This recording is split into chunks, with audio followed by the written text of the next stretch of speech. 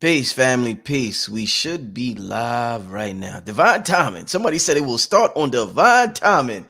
Nika, you are a genius. That started on divine timing. Peace to everybody in the chat. Thanks for waiting. Thanks for being patient. About to have an amazing show tonight. This brother was on the show 2 years ago, and when I say it was a classic show, I mean, whoa, it was a classic show.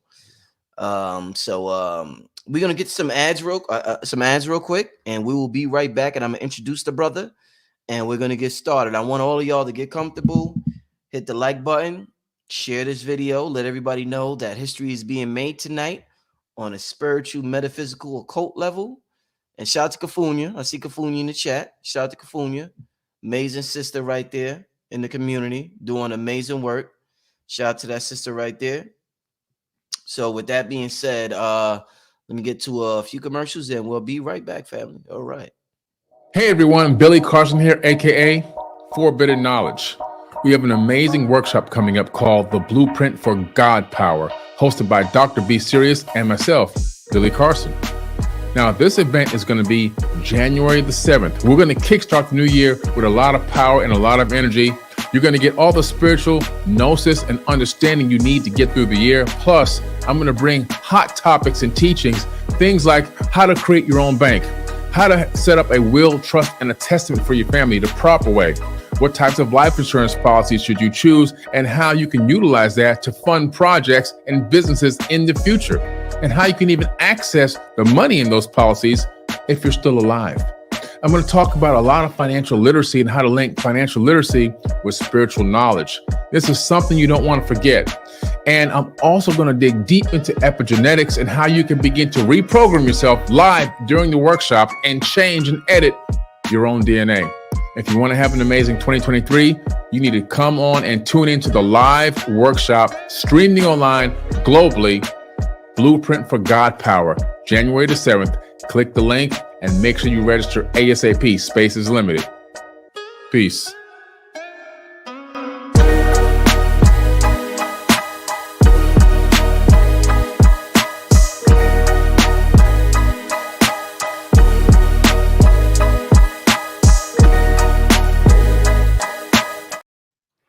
Man, family, that workshop's going to be off the hook. Make sure y'all click the link in the description for more information on that. But wow. Yeah, wow.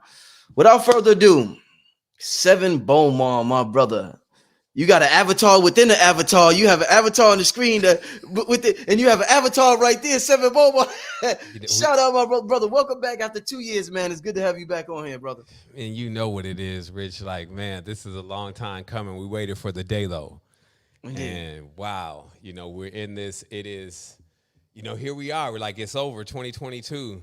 Yeah. You know what I mean? Yeah. It's the last month, and wow, we on track to the next thing, right? So, I'm definitely looking forward to what comes through.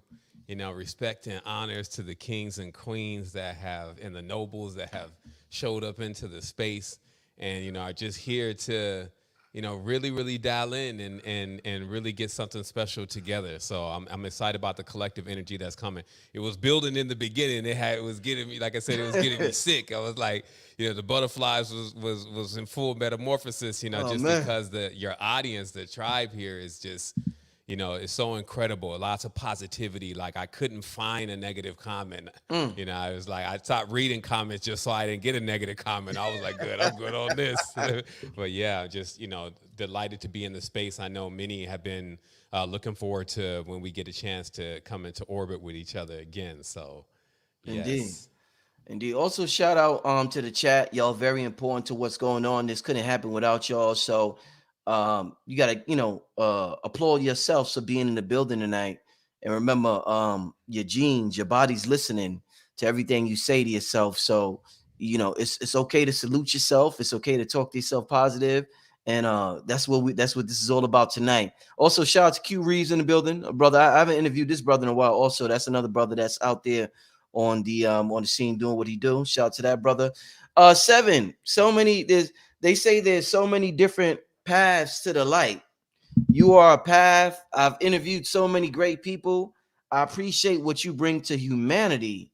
the lessons, the teachings. You take this very serious, and I love when somebody's passionate about what they do, and I could definitely feel that. I don't hear that in your voice. I definitely feel that when you speak, my brother. So I want you to know I appreciate your passion for this universal knowledge that you share with the rest of the globe, my brother. I want to start out like that. Thank you. And with that being said, my brother, it's an amazing topic. I named it Melanin Time Travelers. That grabs the audience. They say time is thought. I hear some people say time is the fifth element. Time is the process, this divine mind uses to understand itself, they say.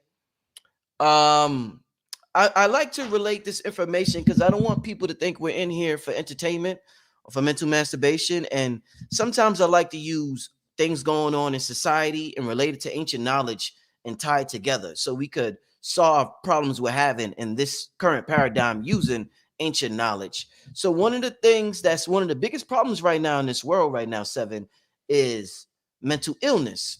Not only mental illness, childhood trauma. A lot of the mental illness is triggered by childhood trauma that we all experience, and we all have different levels of childhood trauma, whether it's abuse, whether it's molestation, whether it's neglect, whether it's abandonment, just different levels of childhood trauma. What I want to ask you, my brother, starting out with talking about this topic, there's so many directions to go, whether it's multi-dimensional nature, and I want people to keep that in their mind, or whether it's parallel universes, or just so many things. But I want to start out by talking a little bit about the negative confessions, also known as the Egyptian Book of the Dead. So this is a list of 42 sins which the soul, and we all know what a soul is, of the deceased says that he has never committed when it stands in judgment in the afterlife.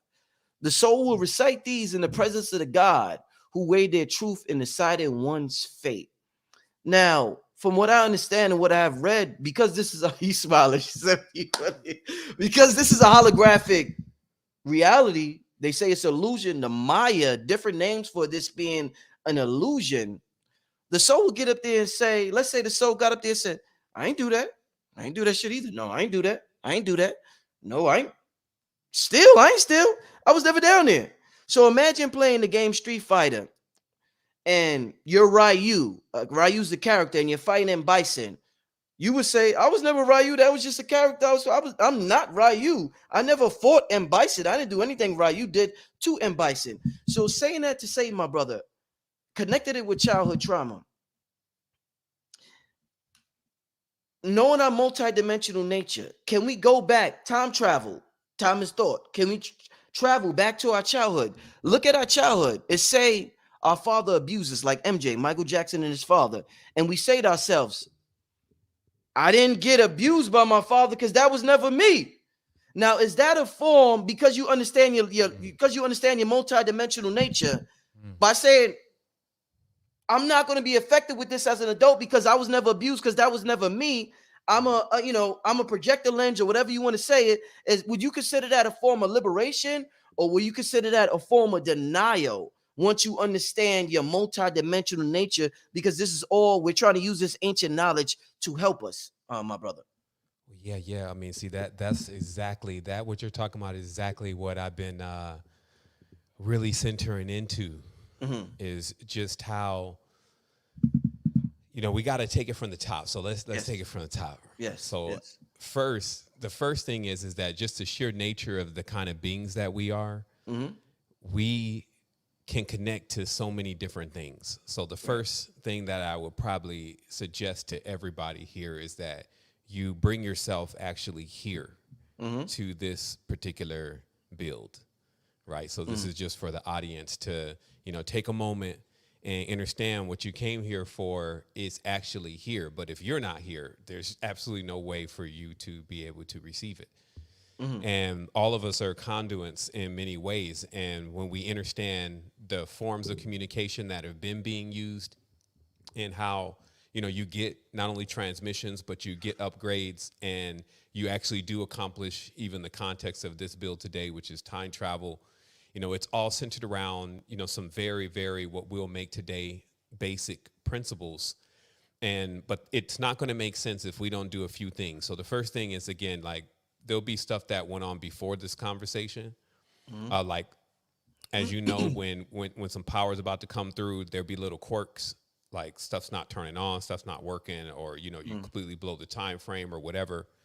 And then you'll kind of plan to come in a certain way, but now it's kind of like the click, it's kind of like it's off step, right? So for all of us, it's always important to realize that we can always just stop time and get in step, and then actually really go into some imploration and exploration, right? Like just the multi-lens of this, so that we can see exactly what we're doing. And then it's not really for a person to actually believe even what we're talking about, because they'll be able to see it and it'll make common sense to them. So that's kind of like the first prerequisite, though. You got to be here, and it's got to make a difference. And sometimes when you put paywalls and things in front of people, like they have to pay some money, they'll pay attention more because they invested. Yes, you're right. You're right. But yes, it's those who find esoteric knowledge very valuable, they'll pay attention too, because they know that it's value.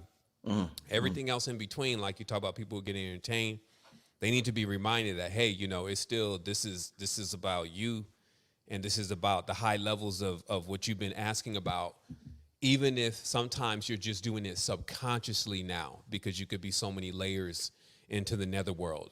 Because of the narrative, and we're going to talk a little bit more about that here in a moment. I also wanted to bring us to that awareness, because what you really were talking about is, are you going to kill something, or are you going to heal it? Are you going to remove it altogether, like try to expunge that memory, or you're going to actually heal the situation? And the difference in between the two is the difference between life and death, to be honest, when you're talking about your energy center. And I want to get into that a little bit more here in a moment. Yes. But I just want everyone to also be aware that when you're going to perform any true surgeon's work on yourself, you're going to need to get ready to open yourself up. You're going to need to really do that. You're going to have to open yourself up. And because every time you get hurt, or every time you go through pain, you draw back. Also, the reality is designed for you to close. That's why we all wear clothes, because it's a consistent you hiding all of the private things about yourself. And when you do that, of course, it doesn't allow you to completely express who you are. And of course, if something happens to you when you close up, it deadens who you are. And I just want to bring that in right now, because that's the difference. Are you going to deaden yourself until eventually, as an organism, you don't care about anything? So then at that stage, you wouldn't be able to tap into what we call nature, what we call the stars, what we call hyper levels of existence, because you would lose your empathy. You would lose that ability to actually be able to dial into those very sensitive frequencies. Now, how do we dial into those? We dial into those because we have a magnetic system. It's the same way birds have a magnetic system to help them, one, orientate, and two, to be able to guide themselves. And so the reality is that if the organism's magnetic system is offline, that is really the byproduct of it. You will lose orientation, and you won't be able to actually understand where your path is. And so we also have to understand that as seeds, meaning that even as you've seen it, as far as how small the organisms such as the semen and the egg and the ovum and all that really are, is so small, you can already tell that the type of technology, if you made, that we're working with, and also so numerous. That's the other thing, like how many semen and how many different opportunities there are to fertilize something. This would already let you know that you would be a seed from something else that would be the archetype of you.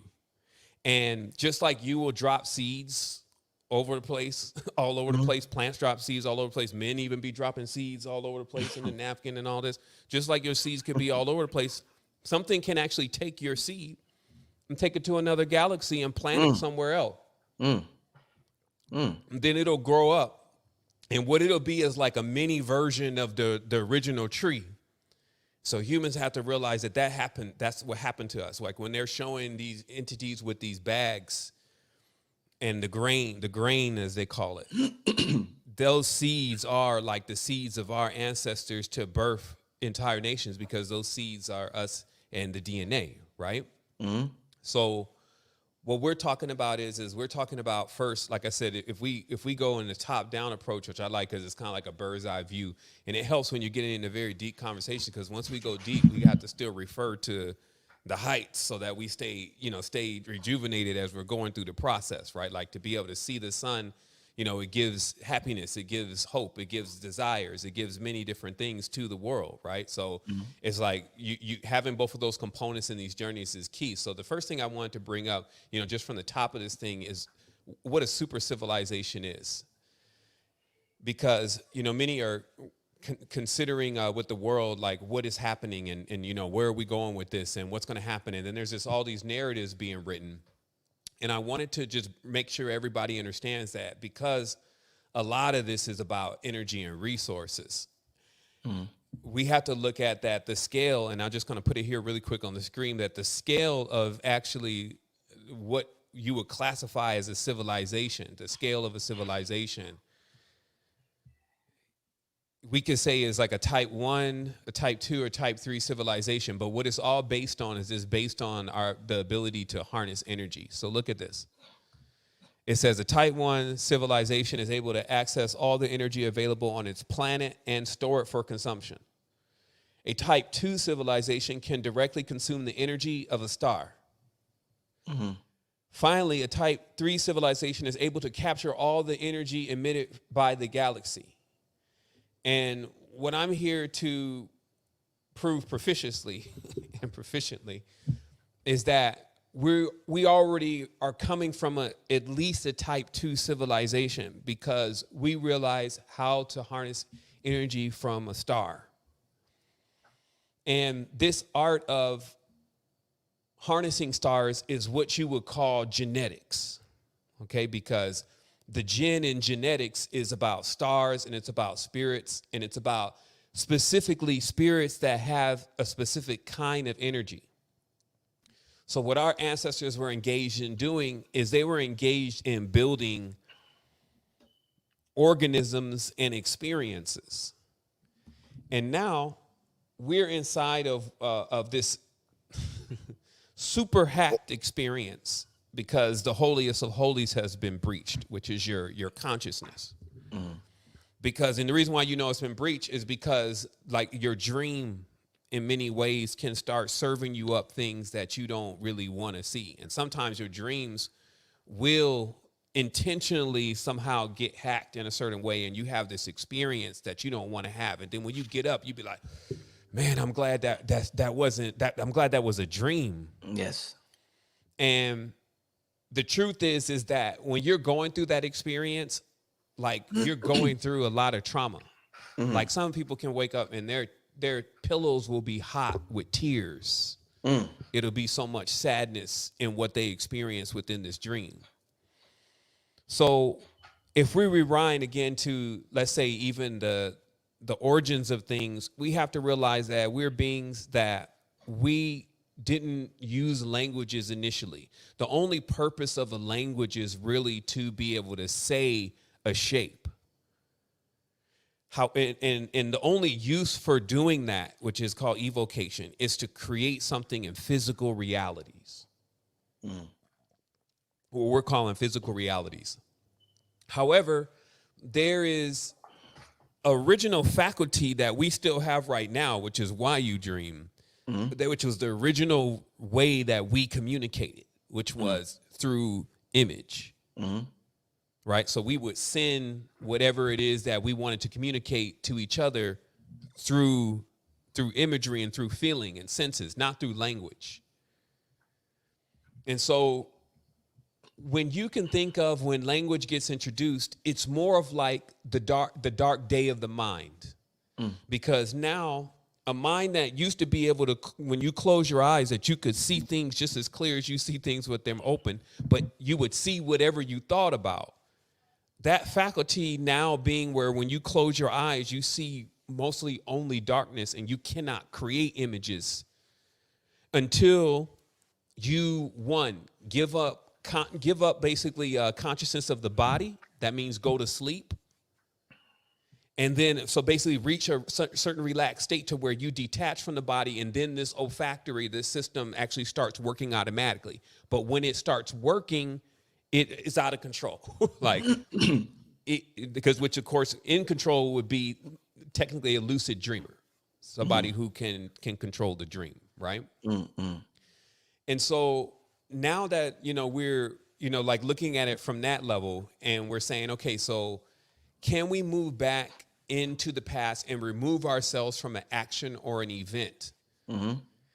And in order to kind of like, well, because the context of the story was to kind of say, well, that wasn't me, or to remove myself from the situation so that situation never occur. Yes. But the situation did occur.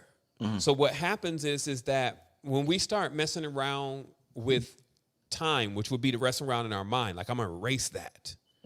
We have to understand that what we actually do to ourselves as an organism is we go to the place that it is inside of us, and we kill it, and we seal off and cut off the area.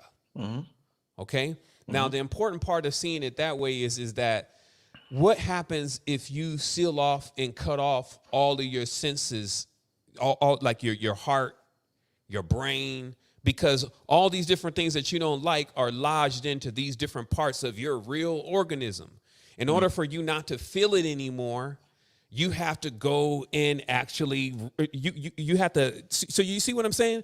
Like, this is something that's often missed. It's like, how do you stop caring? Like, when you don't care anymore, like people don't care about the planet anymore. You know why? They're like, man, shit, I'm already dealing with it. How am I going to think about the planet? So it's technically, it's like it's a state of awareness where the being does not feel anymore. And if you look at the reality with all the cartoons or all of the TV shows, and somebody get their head blown off and something happens, and now there's a racial war, and so then it starts to just become I don't like. But if you say specifically, and this is just the awareness, because this is all one organism. If you don't like even a specific race, you start killing that race inside of you. So if a nation was the heart of the earth and you don't like that nation anymore in your mind, you kill your heart. But that goes across the board for everybody. So even if another group of or nation is the brain of the organism and we don't like that being, we start killing our brain. Literally, that's how it all works. It's a feedback system that it was like so it was like when the design was created, there was never a greater design. So they just chose to continue to use the same design. This is what we're in. So that way, when we ever identify the design, we would identify everything. So it's not that, oh, there's a bunch of varieties. No, there's one design that can put forth a bunch of varieties. They say, oh, the big thing is made up of a bunch of small things. So it's a paradox. And when you start learning how to navigate it, it starts requiring you to, because like in these times, for instance, we've been discussing how, like where you would be, because we're a magnetic vehicle. Yes. If you stop caring, you would kind of be on the side of your vehicle. Okay. Because you wouldn't basically be attracted to your vehicle. That's why when you see magnets come, they snap together, right? If you ever get out of the body, you'll find that when you get closer to your body, you snap back in. Like it's like a magnetic attraction, because the whole field is magnetic. But when you don't want to be in the experience anymore because of pain and not caring, see, this is all stuff going on behind the scenes of the real organism that we're actually in. So when you stop caring, you stop attracting to the body. And so you start being on the side of the body. And being on the side of the body actually then allows the other things that you've created, what we call the eidolons, entities, spirits, etc. The other things that you create, because your whole system is just like one big orgasmic system. How is the heart pumping? Like, have you ever sat down and listened to just somebody's heart and just for a moment be like, man, this thing be pumping for like 80, 90 years. What battery do we have go 80, 90 years pumping? Facts. Yeah. You see what I mean? So it's like we're just like now at this stage where since 2023 is coming, we have to realize we're at the height now of the knowledge of men. Like now all is disclosed. So it's easy now to see the narratives, meaning the stories that have basically caught our people up into just a complete loop and even a self-destruct sequence. We have to realize that we're such powerful beings. Any story that you're hearing about life and about existence, you still have to weigh whether or not that story is even real. Okay. Because of how the magnitude of what we're actually in. Because the thing is that you need to go with knowledge that cannot be refuted. What we call the gems. The gems, nobody can steal them from you because they rob themselves of it. It's like the moment they steal the gem, they rob themselves of the gem. It's like the real things in life that you would have to truly, truly seek. But now notice this though, what I was reading about the type of civilization. When the civilization is very advanced, it utilizes the energy that is already being delivered to it. Like right now, we on a planet, and every day, like if you're out in the hot sun, that sun has got energy coming off of it, and a panel will take the energy and store the energy somewhere, right? But that's not all that the energies that are moving around, but that's one of them. But notice how if we got to mine every day, which is what going to work is. Because when you go to work, you got to use your mind. So you're mining.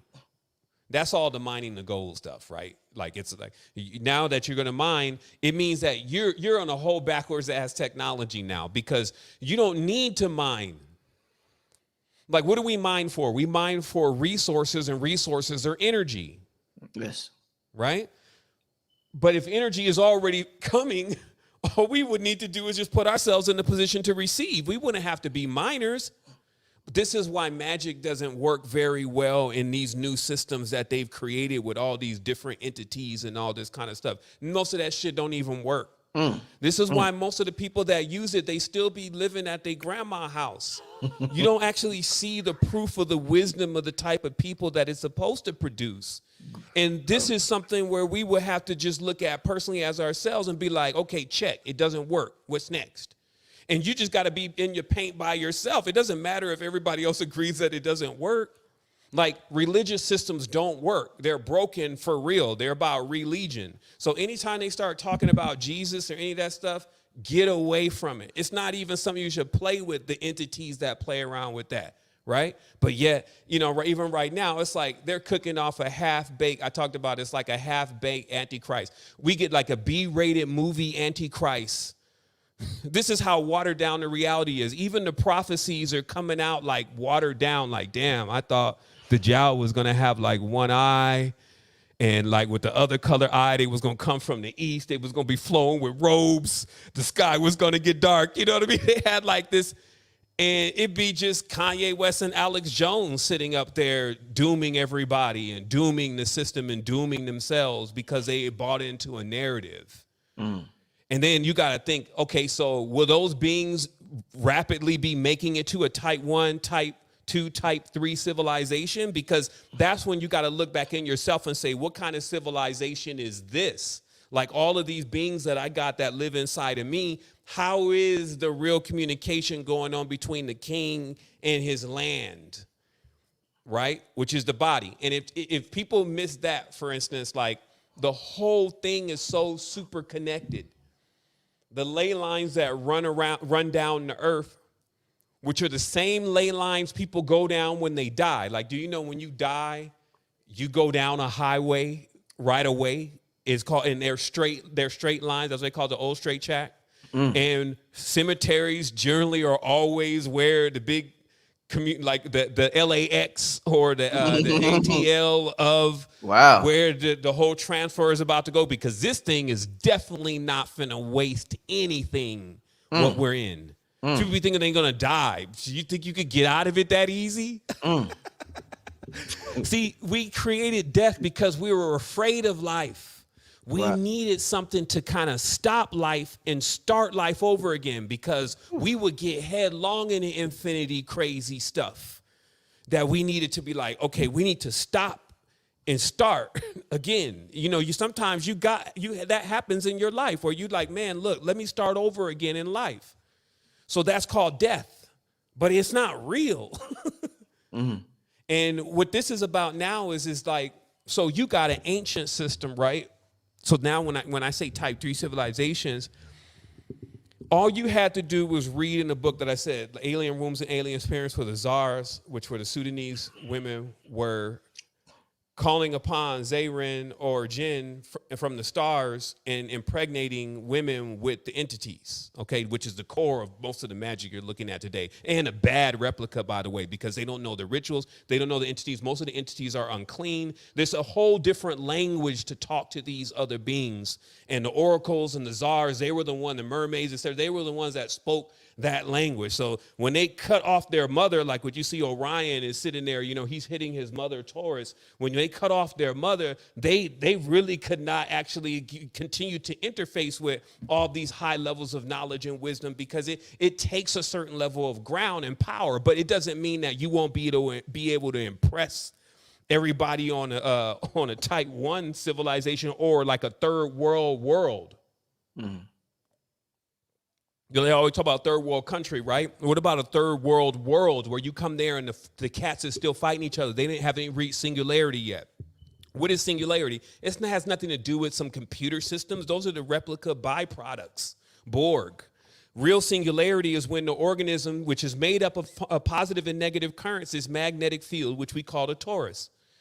But in that process, this field is unified and working together, but consists of opposing poles. This is the same thing as if a male and a female are together, and then they, even though they're different, they decide to bring their two energies together to work for something that's going to benefit the two. Versus male and female could be together totally in conflict, not feeling each other, feeling the opposing forces, choose not to work together, but still be around each other, but actually be working against each other. You see, that's the easiest way to understand the field that you're talking about, because when you start thinking of positive and negative, you'll get caught up because you think negative is the bad one and positive is the good one. We went beyond that, right? Mm-hmm. But then most people never went beyond that because they're still trying to find the bad one and the good one. They still have this good category and bad category to place everything in. But the truth is, again, the reason why we have nighttime, the reason why bad things do happen to us, the reason why we have bad dreams, et cetera, is because we're not made up of completely good. Mm-hmm. We're not beings that are what you would call good. We're not beings that are just made up of one pole. So now, this process, just zooming in again to what you're asking, the process is that you would go through and you would actually heal these situations. Now, there's a standard way that people kind of look at healing, and they think of forgiveness. Like, I got to forgive it. And then they just be like, well, I can't. A lot of people think, yes. The thing is about the organism, again, that we're in is when you're trying to do something that requires the body with the mind, it's not possible. So watch this. So the mind, it is fascinated with power and knowledge and all of this stuff, right? Like the mind, if you let it tell you, it's the most powerful thing. And it can talk about all of that, but be put into a situation and start cowering itself. Because courage, it comes from the body. It comes from this, right? Like, so all this is like, now you got to go and do. That's why your hands are here. That's why your feet are here. You got to go and do what you were talking about. So you can say in your mind, man, I'm the most toughest. And then when a situation pop off, now your body is involved. You see what I mean? So the mind will be like, but because it's up to the body now to show how courageous it really is. You see what I mean? So this is where the mind has to be in alignment with the body, because folks be trying to like be just the mind and fly off. And the problem is that then they can never heal. Mm. See, it takes courage to come back in the body. That's why they be trying to leave. Mm. And the reality in the society, it perpetuates this leaving our responsibilities, leaving our creations. Mm. If we were the originals, we created everything. No different than something must have created us. No different than something must have created that until you get into the motionless, which we will not speak of. Like that was really the knowledge that they was like, this is the black goo, this is the dark matter. We don't talk about it because we know it's the access point basically to our infinite. It's like anytime we feel like something's not possible, we ping that and it overcomes everything. It's not something that we have to, this is kind of like why in Islam, in the truest tense of it, you don't draw pictures of God. You don't try to even call God, say God's name or nothing like that. It's something that's kept into like, no. Come on, we won't even assume that you would think you know what you were talking about in the state that you're in. So then what it would do is it would be able to set up like goals for us, like things that we know that, hey, I'm going to eventually reach that stage. Now we believe sometimes that we just already have accelerated the entire ladder. So, and then we be still struggling, still can't figure out what's going on in the matrix, this kind of stuff. So that's why I said the mind's got to align with the heart. And so this is a good time during this build to just really, really lay, esoteric knowledge in itself, mechanics to the realm that we're actually living in, entities that, are in the space, et cetera. All that stuff can be very clear. It could be clarified. And that does kind of depend on, just the host in himself, though, because, the host, the host is the key to harnessing the power and the potential of the guest. The host. And bro, Rich is one that's of what the, I do. I harness. I literally harness the. That's why they love me. I harness. I listen, Sevan. My mission is to not as the host of this show, but even I'm a music producer. Even as a music producer, even in life, I could bring the best out of somebody. And I noticed, Sevan, and this you don't have to respond to this because I'm about to go on to the next question. In life, what I noticed that I even had the ability to bring the worst out of a person. And that's when I realized my power. I could bring the best or the worst out of a person. So I choose to bring the best out instead of bringing the best because I know how to evoke emotion. That's one of my superpowers. I can evoke emotion. I could, from somebody. I could draw it from somebody. So I'd rather draw the best than the worst out of somebody. yes. But I'm absolutely glad we started the way we started, my brother. I mean, the chat is absolutely super glad that with the way we started and you answered my question. Your name is Sevan, though. I want to go into this, Sevan. Your name is Sevan. Powerful name. Powerful name. Sevan is written all over the Bible. It's written in stories and movies. Seven this, seven that, seven this. If we start the days of the week with Sunday, Saturn, which they say is Saturday, becomes the seventh day. So seven Saturday. Seven is connected numerically to Saturn. So talking about Saturn and talking about time travel, because they say Saturn, they call Saturn Father Time. They say Saturn is connected to time. One of the things I noticed you said in the past, and I want to ask you about Saturn. It seems as though no matter what I talk about in the occult realm, Saturn pops out of nowhere. Whatever I talk, Saturn just seems to always pop up, no matter what I'm talking about. So if your name is Sevan and Seven is Saturn, I heard you say before an ancient name for Saturn was Zervan. Am I right, sir? Zervan? Zervan, yes. Zervan. So this is something 90% of the population never heard it before.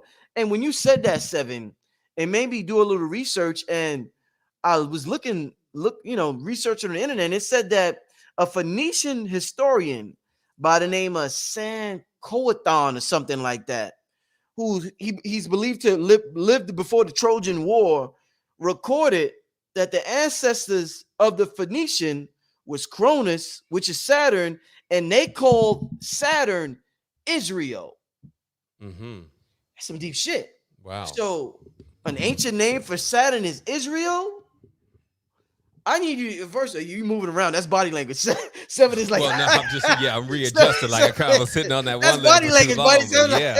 So keep it in mind what you said about Saturn being called Zervan, which the majority of us has never heard of, and even they saying Phoenician historians is saying the ancient name for Saturn, they called it Israel. Saturn is the Lord of time. We're talking about time travel. You got to tell me a little bit of history about Saturn and all the stuff I just mentioned. Israel, Zervan, all of that, my brother. Yeah, you know how they say we live life forward, but we understand it backwards. Yes, sir. And Yeah. I can definitely say that in my life, I have only been able to learn from my experiences, but it takes me to have to look at my experiences. So even when we're kind of cruising through life and we're getting these names, because sometimes you get a nickname. My first name is James, so what do all these names mean?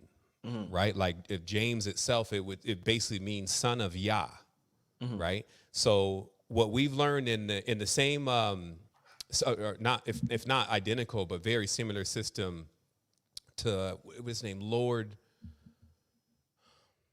It's a gentleman that you have on your show who's excellent with the numbers. Lord Strayhorn. Lord Yes, Strayhorn. Strayhorn. Lloyd Strayhorn. I'm sorry, Lloyd Yeah, Strayhorn. Lord Strayhorn, which Lloyd- is this ancient system of numbers, which is Joytisha, is so replete.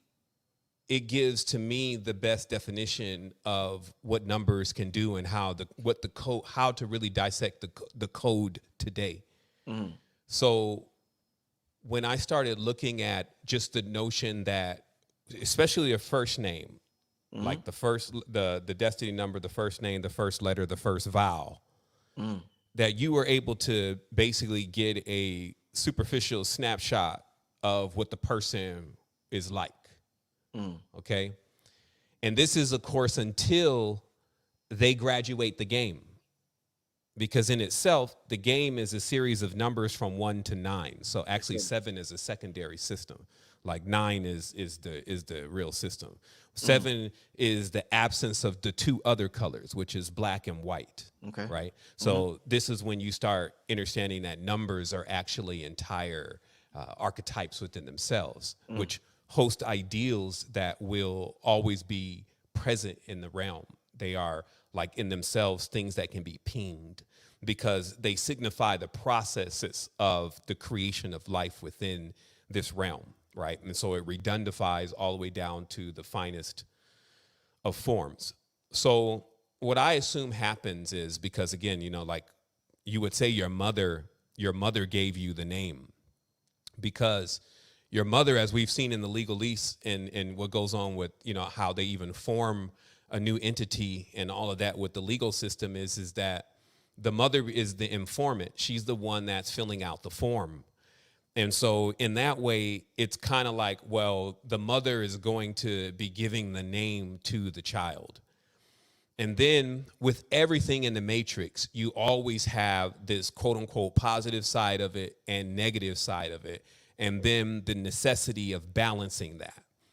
And in the event that you end up balancing out that path, then, it's like if you master any path, you will be able to basically see the algorithm that exists within all paths.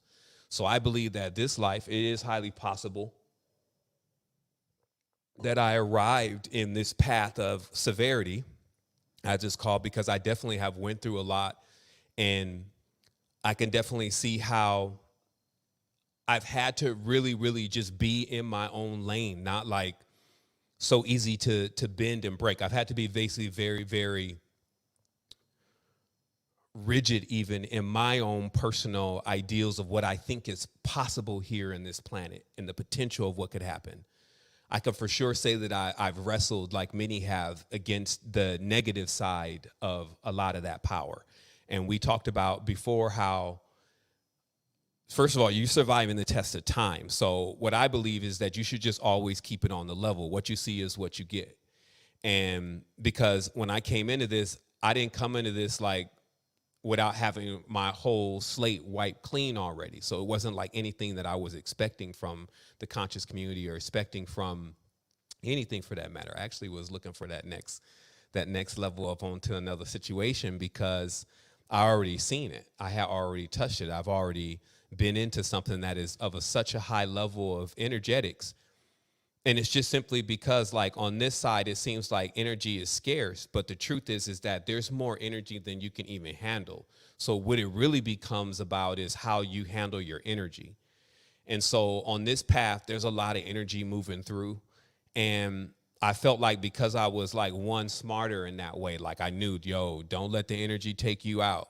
And I've always had a lot of control over my mental consciousness. When I was seeing a lot of that Saturnalian kind of energy moving through, which is a father energy for sure. Like I have a whole breakdown of this. I'm not even going to go through it right now, but I talk about Venus and Saturn. Like even that numerology system that Strayhorn is working with comes from Shukra, who is Venus, but then Venus becomes Lucifer now.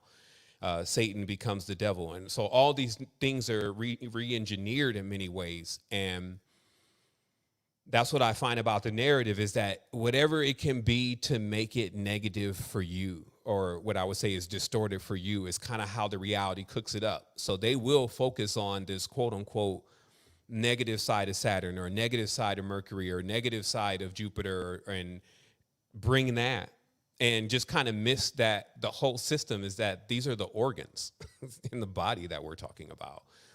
And Sevan in the body is actually the bowels, right? Which they call Baal, right? So this is the part of the body that's responsible for removing toxins. So if you don't defeat Baal, if you may, or put Baal in alignment, then your whole reproductive system and your root chakra and your finances won't grow. They won't be of any substance, right? You won't have a vigor. You won't have a legacy. You won't have loins, which is like a lion. And then, so when you look at the symbolism of, again, if we're going to go into Israel, what you're looking at is you're looking at basically a system of knowledge that is, again, taken from the mother, though. I mean, it's cut and clear, you know, that, again, the oracles were the ones where in the Vatican. The oracles are in the Vatican. The Jesuits that are there now are sitting on the portal, like the Kwisatz Haderachs and the covens and all that. They're sitting on the portal so they can get information and knowledge that's coming to this planet before, you know, people have that knowledge and information or can divine that knowledge and information. So they hack that information. You know, there's a lot of, you know, great atrocities that are happening really in the space, even though if we want to stick our heads in the sand, like there's been the whole cover blown off of that. Our children are basically really being harvested for their energy. And there's untold atrocities happening in the dark.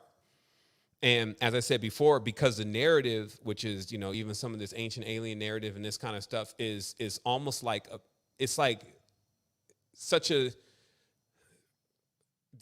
you don't even have much of the pages of the book of the beings that you're actually talking about, let alone to kind of realize what kind of time and space they would be living in and what they're doing. But then yet we've adapted their entire culture. And their entire story. And in this way, I'm talking about the Abrahamic traditions and all of that theos, which is not native to this world, if you may, meaning that all that didn't start here. And so a lot of times we have to even ask ourselves, as I said, again, since you just in this little maximum 72 year turn, this time of existence, before, you know, you go into your next existence, you have to ask yourself if you want to spend your life actually doing the same thing that you already have seen somebody else do and fail and reach nothing. Because that's the beauty of being in the future. Like we're thousands of years after many prophecies. We're hundreds of years after people have said certain things to see what the results of what they said, like what happened. And so if we're examining such things, it should give us a really sound idea of where we should go, like what is really the truth and what we should be doing with our life and our soul. And I know a big part of that is for sure about caring, because it's a dead ringer that the reality, as I mentioned before, so how this planet works and how this organism works and how the atoms and everything work is that you actually, if you can connect to them, they are your protection. So it's almost like if somebody's coming and get to you and it's just they've run trees fall in their way and, you know, stuff's not working, the stuff rusts, gas goes out of the car, the whole nine, because it's like all of nature, which is everything the planet is made out of. No matter what you're talking about, everything here is made from nature and just refined into something different, but it all comes from nature. So when you're connected to the planet, all those things are actually in service to you as you are in service to it, because you're actually connected to it. So when we become disconnected from the planet, we lose our protection, because our protection is the planet. It's not magic from a sense of like occult books. circles, spells, all these kind of things. All that stuff is called lesser grimoires. Any magician knows this. These are like the scraps from the table of a mage. And now we can, I don't also like to talk over the head of anybody either, because obviously this is 14 years just in the public working with spiritual, occult, and esoteric knowledge. So for me, it would be a little bit different than the standard person, because the time that they spend even at work, I spend that time reading through something and connecting things. That's why we all work together, because then I can just tell you what I know and I can bring you up to speed. And you will have to trust that, well, shoot, he's going to obviously be a little bit more exact because he has the time to spend in it. So that's how we used to do it in ancient times. We would technically pay somebody to go out to the woods and don't contact anybody and just keep getting stronger spiritually. We would take care of them and let them do their thing, especially if they showed they had an affinity for it, because these beings were, of course, very, very valuable. Because now, if you think about what I was saying before earlier about a type 3 civilization, what is it, or type 2, what is it to communicate with a star? A star is a vibratory frequency. And we already understand now that every vibratory frequency, which is light, which is memories, it contains data. So when you start being able to actually extract data from stars, not energy, because I know someone immediately was like, well, shoot, if the sun is there and we can get solar power, what kind of power can we get from other stars, and they're so dim? Exactly. It wouldn't be that kind of power, that raw power you're going to use to power a vehicle. It's actually data and information. And what you would have to do first, though, is you would have to put your vehicle in the condition that when you receive that information, that your vehicle just didn't go into all-out warfare with itself. You see what I mean? That's like when you talk about mental health, this is mental warfare going on. And it's the proponent is that the God that is in this realm right now, his name is war. So you go to work because that's war, W-O-R. They worship, W-O-R. So it becomes very easy to track beings, if you may, through the code, through just three-letter words, three-letter numbers, right? But I would still, or three-letter words and stuff like that. But I would suspect, because I've asked these things about even myself, like even, my name, James Evans Bomar III, because Sevan is just Evans with S moved in the front of it. But before that, people call me Sevan because I realize in Atlanta, the last thing you want is cats knowing your name. I'll pause for that.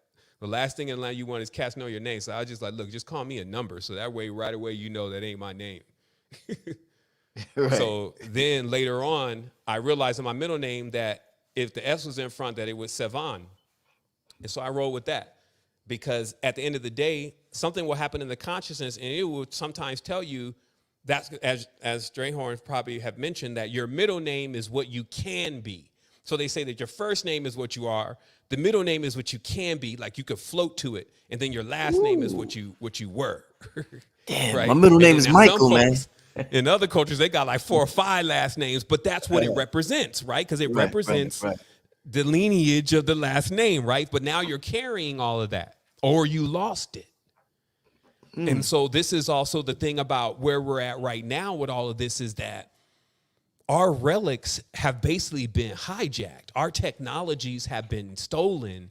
And it looks like to us that the things that we should be using are actually the things that are creating bad things in the planet.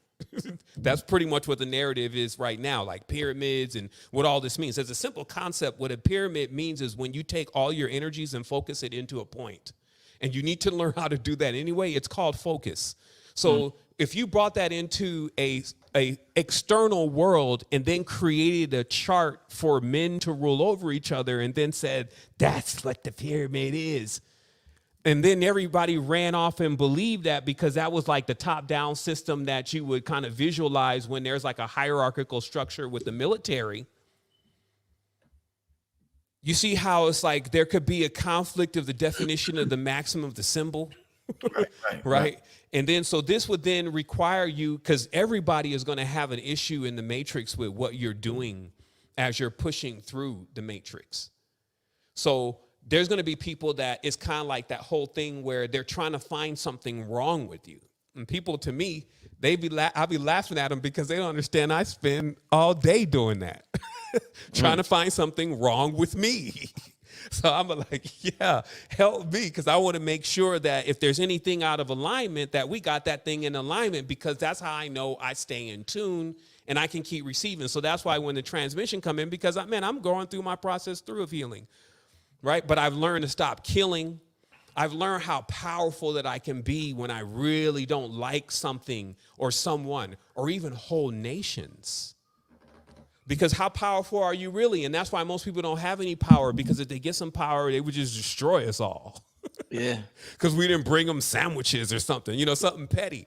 Like we act like we're not coming off of a clear past where people have had issues with power. They get a little bit of stuff and they're already trying to boss up over everybody.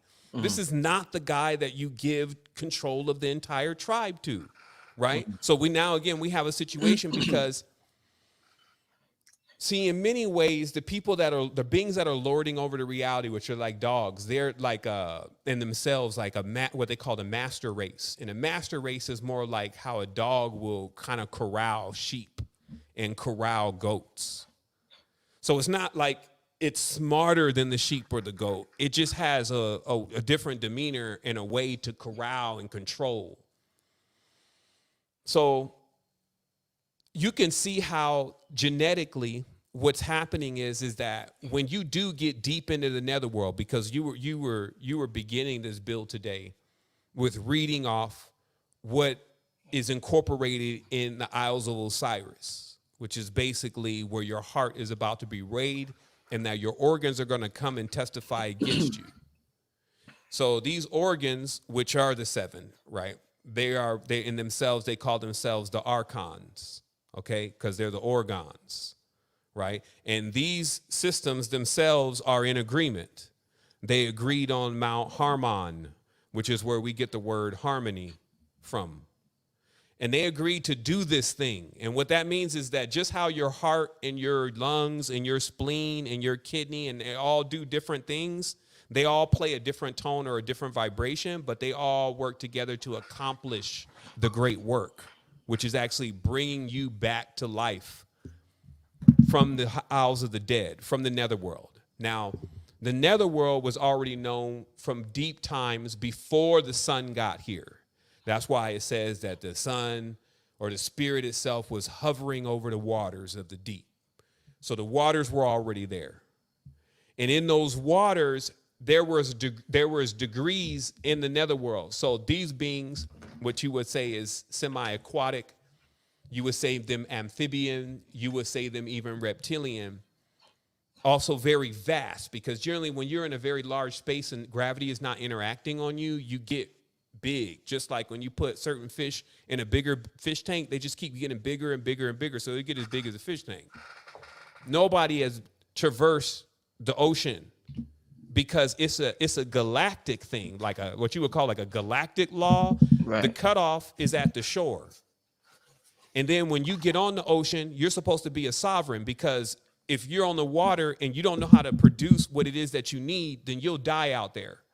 Also, you need to know how to navigate, because you'll get lost out there. So the ocean is the real outer space, okay? But the deep in itself and the entities in which that live in the deep, the way a person ends up arriving there is when the debts from their lives, where they're asking for a variety of things, and they're saying that they're willing to give something to receive that.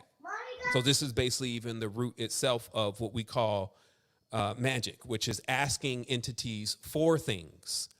This is why in the religion, which is the root of a lot of this, people are constantly asking this God for things, assuming that in the event that they receive it, that it doesn't want anything back. And in addition to that, they never catch that it's only until they're very fervent about asking what they need do they get it. And it's because it's with their own energy. That if you entreated for something, meaning you wanted something so bad that you just really sent out a vibration that I wanted, the real want, not the, the real need. It gets into needs, right? When you can send out that kind of frequency, it'll happen because it happens on your own power. But many people, they subscribe partners, as it's called. They basically say, well, it was because of Jesus that I got this car. When really much of everything that was conducted, if not everything that was conducted to receive that, was done from the person's own energy. But there's a broker there. I got to get some water here in a minute. Now, this broker. Take your time, brother. Take your time. Because this is important. This broker, because it's what happened to the spiritual system. These brokers are like now the ones that are actually mastering these contracts and signing these contracts and creating these contracts, because what they do is they get between a person and their energy, basically. Your highest level or higher self, they kind of get in between you and your higher self, and they try to broker a deal between you and your higher self. Believe it or not, as silly as it sounds, it even sounds more silly when you imagine that we fall for it. And humanity will fall for giving their energy away to something else to receive something that will be less valuable than the value of the energy that they gave. So it's a bad deal. And that's really what it becomes to actually be a sovereign, is that you actually have to learn how to come into your life and basically be the Lord and the master of your life and stop subscribing to entities or idols. Now, this is interesting because there's a lot of idolization. But the reason why idolization to a god is forbidden is because it basically makes you send all your energy to something else. And if you're not familiar with what that is, we are supposed to be familiar with our ancestors, right? So when the connection with our ancestors is severed, we don't have to go to anything external to connect that, to reconnect that. We don't have to go to some statue that's supposed to be it, some name even that's supposed to be it. We only just, because it's not felt that way, is what I'm saying. It can't be felt externally. This is also what happens when somebody dies, and why a lot of people can't communicate with somebody that died. It's because you never really knew them. You never sat there for hours and stared in their eyes. Powerful. We don't have intimate relationships like this anymore because we don't care. And the reason why we don't care is because we've been taught not to care. And we've been shown things that we don't think are a big deal anymore. And now we get an opportunity to, again, come back into our own body and actually say, okay, look, I realize that I'm about to carry this debt right on to the next life, but it's going to be on my children, whoever gets my DNA, basically. Mm. And some folks will be like, well, shoot, I don't have kids. So it comes through that's why it's called hereditary. It's your inheritance. You see that word hereditary and then the word inheritance? These are virtually the same word. So notice how somebody can hereditarily become asthmatic, right? So somebody passed asthma to you. Mm-hmm. So until somebody fixes asthma keeps getting passed. You see what I mean? So that's the power of who we are, because then we have this opportunity to come in and actually intercede on our lives now. Indeed. Yeah. Let me ask you this, Sevan. And first of all, I want to give a shout out to everybody in the chat. We got about 2,500 people in the chat. Shout out to everybody in the chat. It's been a great show so far. Shout out to everybody. Make sure you hit that like button. That is extremely, extremely important. I want to ask you this, Sevan. We're talking about, like I said, we're talking about so many things. Time travel could go in so many different directions, whether it's dimensions or whether it's, parallel universes or whatever. But a meme that they got on the internet, a good sister by the name of Lisa shared this on Instagram. It said that time is not linear. It said that it's simultaneous. It's everything, including the past and the future. It's all happening right now, Sevan. They say past lives are actually parallel lives. Time is a man-made 3D construct, Sevan. And Sevan, in fact, in higher dimensions, there's no such thing as time, Sevan. We experience everything happening simultaneously in the now as one. So when I seen that in that meme, Seven, and I heard this before, first thing I thought of, I said, "Oh shit, is that what a crazy person is? Schizophrenic? They see the, they say you contain the now contains a schizophrenic nigga be like, I see this, I see that. You was a good, you're gonna have this in the future. In the past, they just be all over the place. Is it that what we call crazy or what we call schizophrenic or psychotic, Seven, is somebody, your body, your brain, your body, the body computer is not meant to contain all this data. So it's like overload for them. So when they overload, they get schizophrenic and they start talking about, oh, they're not crazy, but they just got access to more information than me and you may have, Seven. Is that what that is when I see somebody who's schizophrenic? When I read that definition there, Seven? It's so it is pretty difficult to explain the reality and how it's interweaved and how one thing becomes another, because when you're looking at this reality, it's because it looks like this because of the amount of perception you have. And that's why when you open the third eye, you see things in the reality and they're still there, but they look different. And you also see other stuff. You also see other energies. The easiest way for us to visualize what would be going on inside of a person's consciousness when they start to become schizophrenic is to look at first that when you're saying time travel, what you're actually saying, and if you lay out the body, because that's why it's like easy to know all this because you're sitting in the map already, right? So when you lay out the body, when you lay it out, and as I told you, you got the organs laid out there, right? So the organs are there, the heart's over here, the kidneys over there. Imagine those are lands, okay, territories, right? Now, the nature of this thing is that you get your own copy in the condition in which you keep it in, why it sits in a copy in the condition in which everybody's keeping it in, that sits in the copy. So this is the nature of it. And you can oscillate through different copies. However,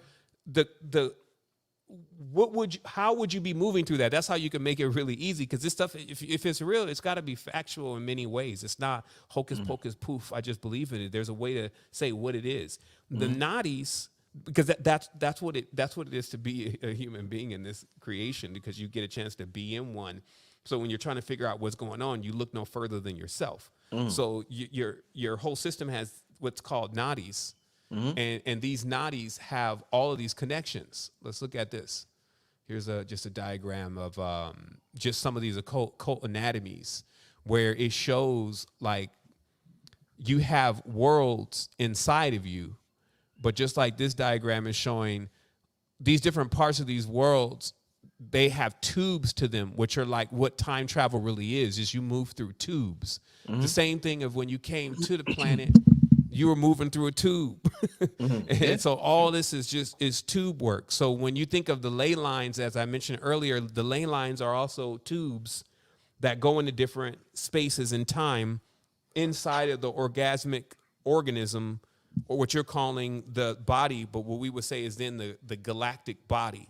Yes. So when a person is crazy, what has happened is in their land, when you go into different parts of your consciousness, because it doesn't mean the person's still in their mind. They may actually be in another part of their body, because it's known you can operate without being in having a brain that is even functional. They got people that live every day with no brain. Check it out. Go Google it. Check it out. So the reality is that now it's like you get your own. So the things that you still need to rectify, you will keep experiencing inside of yours. And the bigger one will do its best to try to protect you, as the bigger one around that will do its best to try to protect it.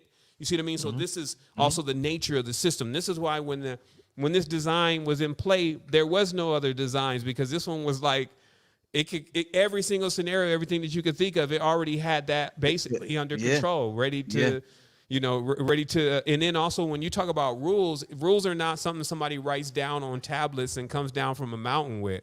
Rules are what work their way out in nature. So we have to see that nature worked out the rules through the process, not through that somebody created rules. There is no rules. It was just a process, through the process. Yes, because if there was rules, then it's like that's saying, well, look, only two doves, which y'all two doves are the only ones who be together. Y'all other four doves, No four doves in the same nest as those others. You see what I mean? It's just like, these are the rules. And so we'd be micromanaging the organism, which is not what's happening. So the process of the organism is worked out through the process of its existence. And we've been in existence for a bit, a countless period. But that existence is not lost. So when you say time travel, you would be going to what is not lost. Like, people think because they can't remember anything, that everything that they did is not still there. But that's what I was saying before, where I was playing with some Motivite. I got these Motivite on my chakras, real Motivite. I went to sleep. I had to use the restroom. I get up. I get up to use the restroom. I open the door. The restroom was in the thing. I get up, walk in the restroom, and then the door to the room is open into the kitchen. And I think I see somebody move. I go look in like this, and I see everybody who has ever been in this apartment walking and doing things, right? It terrified me. Wow. I didn't know what the hell was going on. Wow. And I looked back at my body. I saw my body, and I snapped back in the body. Wow. This is good stuff here. This is good stuff here. All right. Then listen, and then I get up, and I'm like, okay, so I know what happened, because there's awareness. You just saw that everything that's ever happened is written on the field. Yeah. So then what am I doing? I'm trying to figure out the configuration. I tried to figure out the configuration for at least 2 years of how to get back into that space before somebody ultimately stole those Motivites. But taking those little morsels of real experiences, like, again, so some people, they talk about monatomics. We make monatomics, the real ones, super deformed nuclear hybrids. It's possible. Mini colliders, ohm rates, the whole nine. And then, drink and see what happens, the drink me bottle. But what I'm saying is that my existence, this life, has been to actually live this experience. But I realize that I can't live it from my mind. I have to get into it. I can't think about all day what I should do.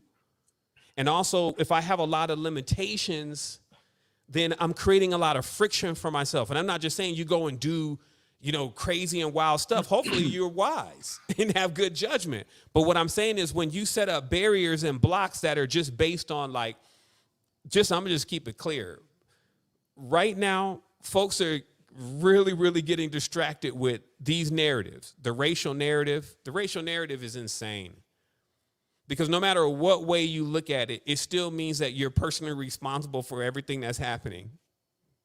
As I said before, as a people, we try to take claim to being the original. So that means that everything that came after us is our children. But we got some badass kids.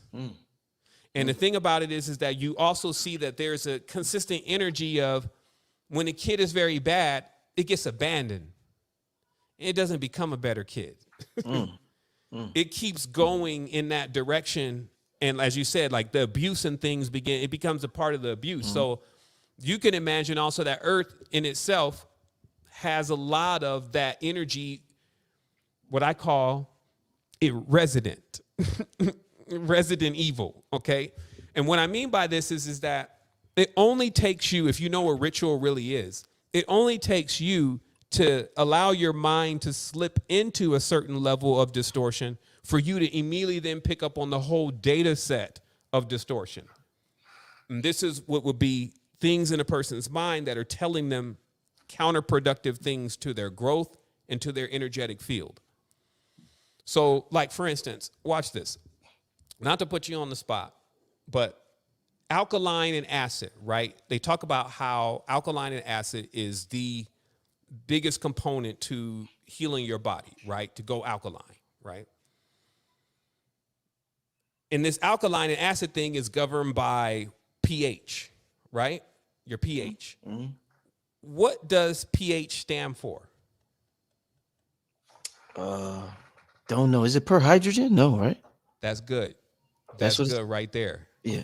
It's potential hydrogen. Potential hydrogen. I knew it was something hydrogen, yeah. Now most of the cats, it would have been over right there. Yeah. Because it's like, you can learn how to talk about something, but if you don't ever get your alkalines and get your acids, you will never learn that there is bad alkaline. You can be over alkaline. Right. There's good acid, right? Yeah. Now watch how, again, like with this pH or this potential of hydrogen, when you start thinking about the organism in itself, what you're talking about is alkalines and acids, and the only thing that you really get every day in life that you use is actually batteries, because batteries do have alkaline and acid in them. That's why they call it an alkaline battery, or it's an acid or dry acid battery.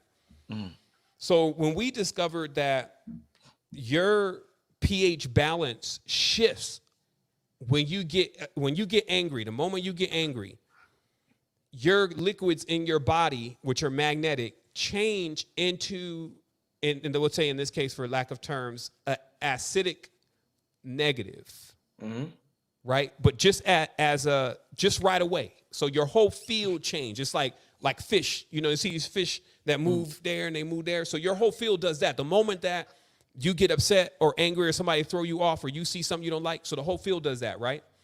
So what happens with the body, though, is that because all of the organs in themselves are supposed to be in singularities, they have a positive and a negative field, and they're supposed to actually, do the torus. Instead, they polarize and then they fuse out. They basically start zapping and then they get deadened. Then when one organ goes out, your body is only as strong as your weakest organ, right? So the planet is only as strong as the weakest God. And, it's just kind of like that awareness that we have to make sure that we understand truly by the name of that word where all this stuff is actually taking place at, of this thing about gods, this thing about energy, this thing about stars, this thing about netherworlds, Baal, Moloch, all of them. Now, true enough, because as above, so below, you will get a drama that will play out here on earth that will resonate that pattern, that story, that starry. But the truth of the matter is that it would be like gossip if you were viewing it from the earth perspective, because it would have went through so many people before it got to you, the true story.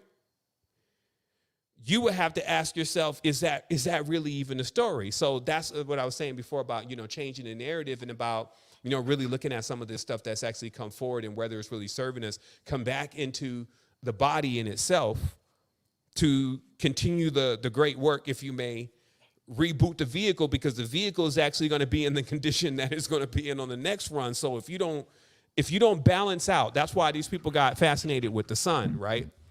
Because we had already basically proved that the sun was the absolver, Ab-Soul, right? Not the rapper, but the absolution. Absolutely. Ab-Sol, Father, Son. So what does it mean if I absolve you from something? I remove your debt. You see what I mean? Like he's absolved. I'm dissolving your debt. So this is why that whole thing with the Jesus is like, yo, if Jesus can forgive all your sins, he can dissolve your debt. But see, all of that has to do with the organism in itself that we're calling the sun, which brings a new day. And the new day is like a death. You see what I mean? Because it's a forgetfulness. It's a forgetfulness of, because you get blinded by the light. The reality that we're living in is pretty much all the sun. And you'll see this if you have a third eye open. But on a simple level, the trees are receiving all of this energy from the sun. And they make the bark, they make everything they are from the sun. Everything that we're seeing makes everything that it is from the sun. So what is it? You are what you eat. It is the sun. But when you have a third eye open and you look at the sun, if you can survive laser, they just call them laser. Because your third eye, like if you open up your third eye and get ready to receive the intensity of the sun, because see, the thing is that, the reason why our third eye spends at least most of the time closed is because there is a sun. See, when you walk outside, your third eye is sensitive to light. So it's really trying to squeeze closed. Like most folks, they never even talk about this. I'm like, man, sun gazing and all that is great, but you got to realize that your third eye is highly sensitive to light. And this is why when you go to bed at night, you can like first go around your room, remove all the LED lights, like from your charger and all that, because all those are beams coming across the room, right? Even that little, sometimes you can see it when you squint your eye and you see that light beam. Yeah, That's you a see it. real Yeah, beam. you see it. Yeah, yeah, you can see that beam. Yeah, Yeah, you see that beam. So when you're asleep, when that beam hits you, it intersects right into your vehicle, and it bounces off light off of your vehicle. When you put something dark over your eyes and over this top of your head, your dream is always going to be clearer. Always. Because this whole area is sensitive to light. Because why? Because the beings that the one of the previous models of us, there was no sun in that world. That's why they call it the vapor canopy. Deep. And also, even when we're talking about worlds, this is another thing. Venus is here. Saturn is here. You go to New York, that's Saturn's now. That's pretty much the block. You go deep in the jungle in Costa Rica, you're in Venus. Everything, the animals, the geometry, everything is Venus. You open the third eye and you feel like, well, am I walking in Earth? I mean, well, it doesn't work that way. It doesn't work where you get in a rocket and you fly to this planet. That's not how it works. You go inside and then you can see it when you open up the eye, the oculus. Yeah. And because each chakra is an eye, it is an oculus. So when a chakra is closed, the eye is closed. And so what a schizophrenic is, again, just to answer the question, is they open up an eye in a damaged world. Because remember, the chakras, that's what the whole thing is in the whole battlefield of Arunha. It's like the Bhagavad Gita, right? It's like the battlefield of Arunha. It's like the body is laid out as a battlefield, and you going from the feet all the way to the crown, and then back to the Dantain. That's another thing. That's what I say. Everybody be trying to come up here, but this is the end of the journey, all the way to the top of the mountain, Everest, Mount Meru. But then you got to go back to the base because, see, the thing that's below this is the netherworld. So some will go to the netherworld. They got to go deep. There, you got to make a journey. That's what Hajj really is.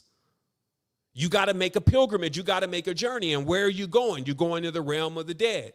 But the reality is now based on vibratory frequencies that actually they're coming to visit us because we be in the realm of the dead.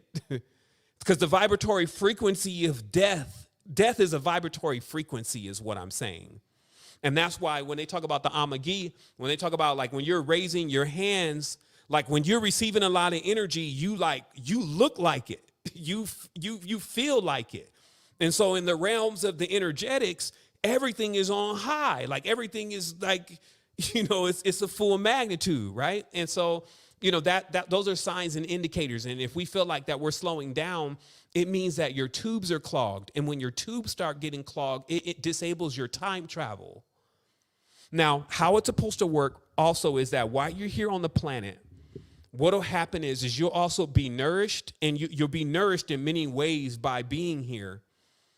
If you're going through a balanced experience. And then by the time you start getting older, your vehicle itself, your spiritual vehicle will be so strong that now that the body does not have as much strength to hold you, you will already start going beyond. Like when you start going to sleep. So as you're getting older, it's supposed to be like this. So you're like this elder now, you're like 80, but your spirit is huge. And every time the body just lets go a little bit, you already go off to the world that you're going to when you leave. So there is no fear like, oh my goodness, what's going to happen to me, baby? What's going to happen to daddy? It's like if daddy had done all of his spiritual work, he will already know where he's going. And he'd be like, you see what I mean? So this is what's called an unbroken chain. Okay, that's why the Buddha's got this, what they call the golden circle, the unbroken chain. It means a succession of people who have not fallen asleep. So that way there can always be a golden ring of protection around the DNA, right? Because, with everything being permitted, that's why I say everything is permitted. With everything being permitted in the realm, the reason why it cannot have any limitations is because it's free. That's exactly the reason why it can't have any limitations, because it's free.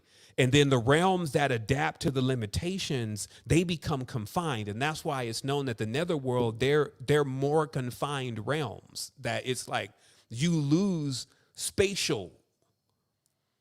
So technically, if everything goes well, when you leave here, you'll gain another spatial. That's the graduation. You'll go vertical. You could fly when you leave here, basically. If that doesn't work, you will go from moving horizontal to now burrowing. So it means that you will now only be able to kind of like dive or go or sink. Okay? And then that's where the whole nautical realm comes in at, because that is in itself, when you talk about the halls of Osiris, when you talk about Saturn and all that, if you know in the African traditions, they tell you all that is in the ocean. The Emerald City is in the ocean.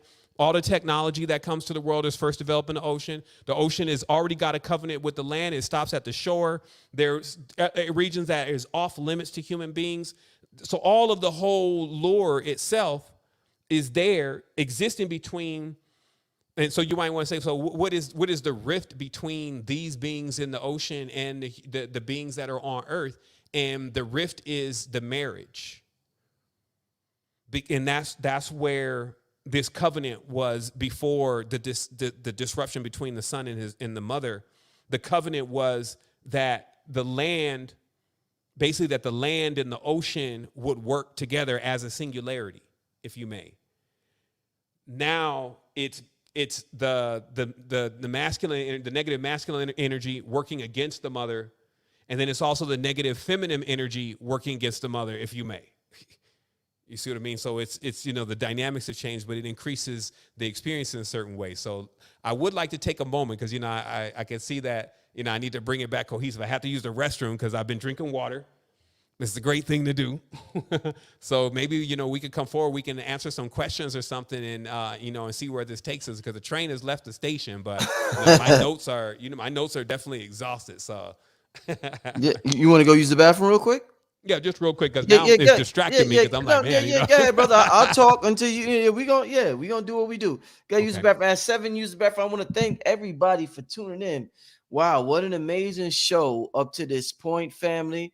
There's so many metaphysical, as I said, family. My goal with this channel is to use this ancient knowledge. I seen somebody earlier wrote, "How are we going to defeat white supremacy? How are we going to defeat whatever?"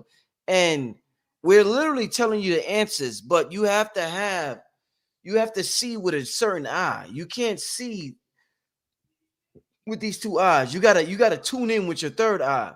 Things are being told to you every show, whether it's Dr. B Serious, Billy Carson, Raku, Sister Myra.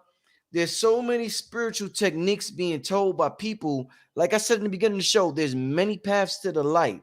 Many different paths, and that's why I have different speakers, and they may all not agree with each other, but it is all a different path to the light, and you have to choose, family, what resonates with you. That's what you have to choose. You have to decide what resonates with you. Different things, different strokes for different folks, family. You have to decide what resonates with you. But it has been a magnificent show up to this point with the brother Sevan Bomar. Like I said, I haven't had him on here for about 2 years, so it's a pleasure having the brother back on here. And we're going to continue having a great conversation. What is going on with y'all in the chat? I see it's a busy chat. We got almost 3,000 people in here. It's a busy chat. It's Saturday night. I want to say it's Saturday night. Y'all with us on a Saturday night. That's what's up. That's what's up. I have a question for Rich. Brian, what question you have for Rich? I'll answer real quick before 7 comes back on. Holy Ghost 3. I'm sorry, family. I'm sorry for the lack of an update on Holy Ghost 3. Yes, Holy Ghost 3, we're working on it. It's been harder than usual because I'm in Georgia, Cambada's in New York. So it hasn't been the same type of working environment when we were both in the same state. We're both in different states, and there's other things going on behind the scenes, personal, not bad, good, that I can't announce or I can't say right now. That makes it a little difficult for us to link up with each other, but we are working hard on it. Right, Cambada was actually in the studio yesterday. I gave Cambada this beat yesterday, y'all. Oh shit, it was powerful. So stay tuned for that. But it will definitely come by January. we're trying to make it for December, but it will definitely be here, definitely by Saturday. Definitely by Saturday, all right? Yeah, somebody said this is a 3-4. This is a 3-4. Yeah. This is a long conversation. I knew. Yeah. Where did I get this shirt? This shirt was specially made. I will have it on sale soon. But if you see my shirt matches, you see the avatar on Sevan screen. You see how I met the purple and the black and the yeah. It's not for sale. I'm the only person in the universe with this right now, which makes me very special. We're all special, but I'm the only person in the universe with this on right now. It's not for sale. I didn't buy it for somebody specially made this for me, this design. So you're not going to see anybody else. If there's a billion people on planet Earth, I'm 1 in a billion. You know how they say 1 in a million? I'm 1 in a billion. 1 in a billion. And actually, Blue Pill made the design. I told Blue Pill what I wanted, and Blue Pill made the design. So shout out to Blue Pill for making the design. I told Blue Pill, I said, yo, I got this Black Matter Lives theme. I'm gonna make some clothes. I want you to do the design for me. And Blue Pill made the design. So shout out to my brother Blue Pill for making the design. Yeah, somebody said, "Oh, Club 363." Oh, that I know this is Club 363. Yeah, this is Club 363 Saturday night. This is Club 360. What Brian said? Oh, hold up. How aware are you of the pathogenic existence today? I don't even know what that means, my brother. You got to explain. I don't know what I'm not aware of the existence because I don't even know what that means, Brian. So you would have to explain that to me. I don't even know what that means. But I tell you one thing though, I don't really go outside at night. So a lot of things that exist in nature, I'm not sure. I'm a family man. So I'm home most of the time, except for it's a special event. You know, so I'm not sure about a lot that goes on. Unless it is what it is. But besides that, like I said, family, make sure you tune in. Make sure you tap into the workshop going on. Let me just play this for y'all real quick before Sevan gets back here. January 7th is going down. This is going to be one of the most powerful workshops. This is the most powerful workshop I ever did. And the information from financial to spiritual is off the hook. Check this out, family. I'm going to come back after this commercial. But I need all y'all to be at this workshop January 7th. Hey everyone, Billy Carson here, aka Forbidden Knowledge. We have an amazing workshop coming up called the Blueprint for GodPower, hosted by Dr. B. Serious and myself, Billy Carson. Now, this event is going to be January the 7th. We're going to kickstart the new year with a lot of power and a lot of energy. You're going to get all the spiritual gnosis and understanding you need to get through the year. Plus, I'm going to bring hot topics and teachings, things like how to create your own bank, how to set up a will, trust, and a testament for your family the proper way, what types of life insurance policies should you choose, and how you can utilize that to fund projects and businesses in the future, and how you can even access the money in those policies if you're still alive. I'm going to talk about a lot of financial literacy and how to link financial literacy with spiritual knowledge. This is something you don't want to forget. And I'm also going to dig deep into epigenetics and how you can begin to reprogram yourself live during the workshop and change and edit your own DNA. If you want to have an amazing 2023, you need to come on and tune into the live workshop streaming online globally, Blueprint for GodPower, January the 7th. Click the link and make sure you register ASAP. Space is limited. Peace.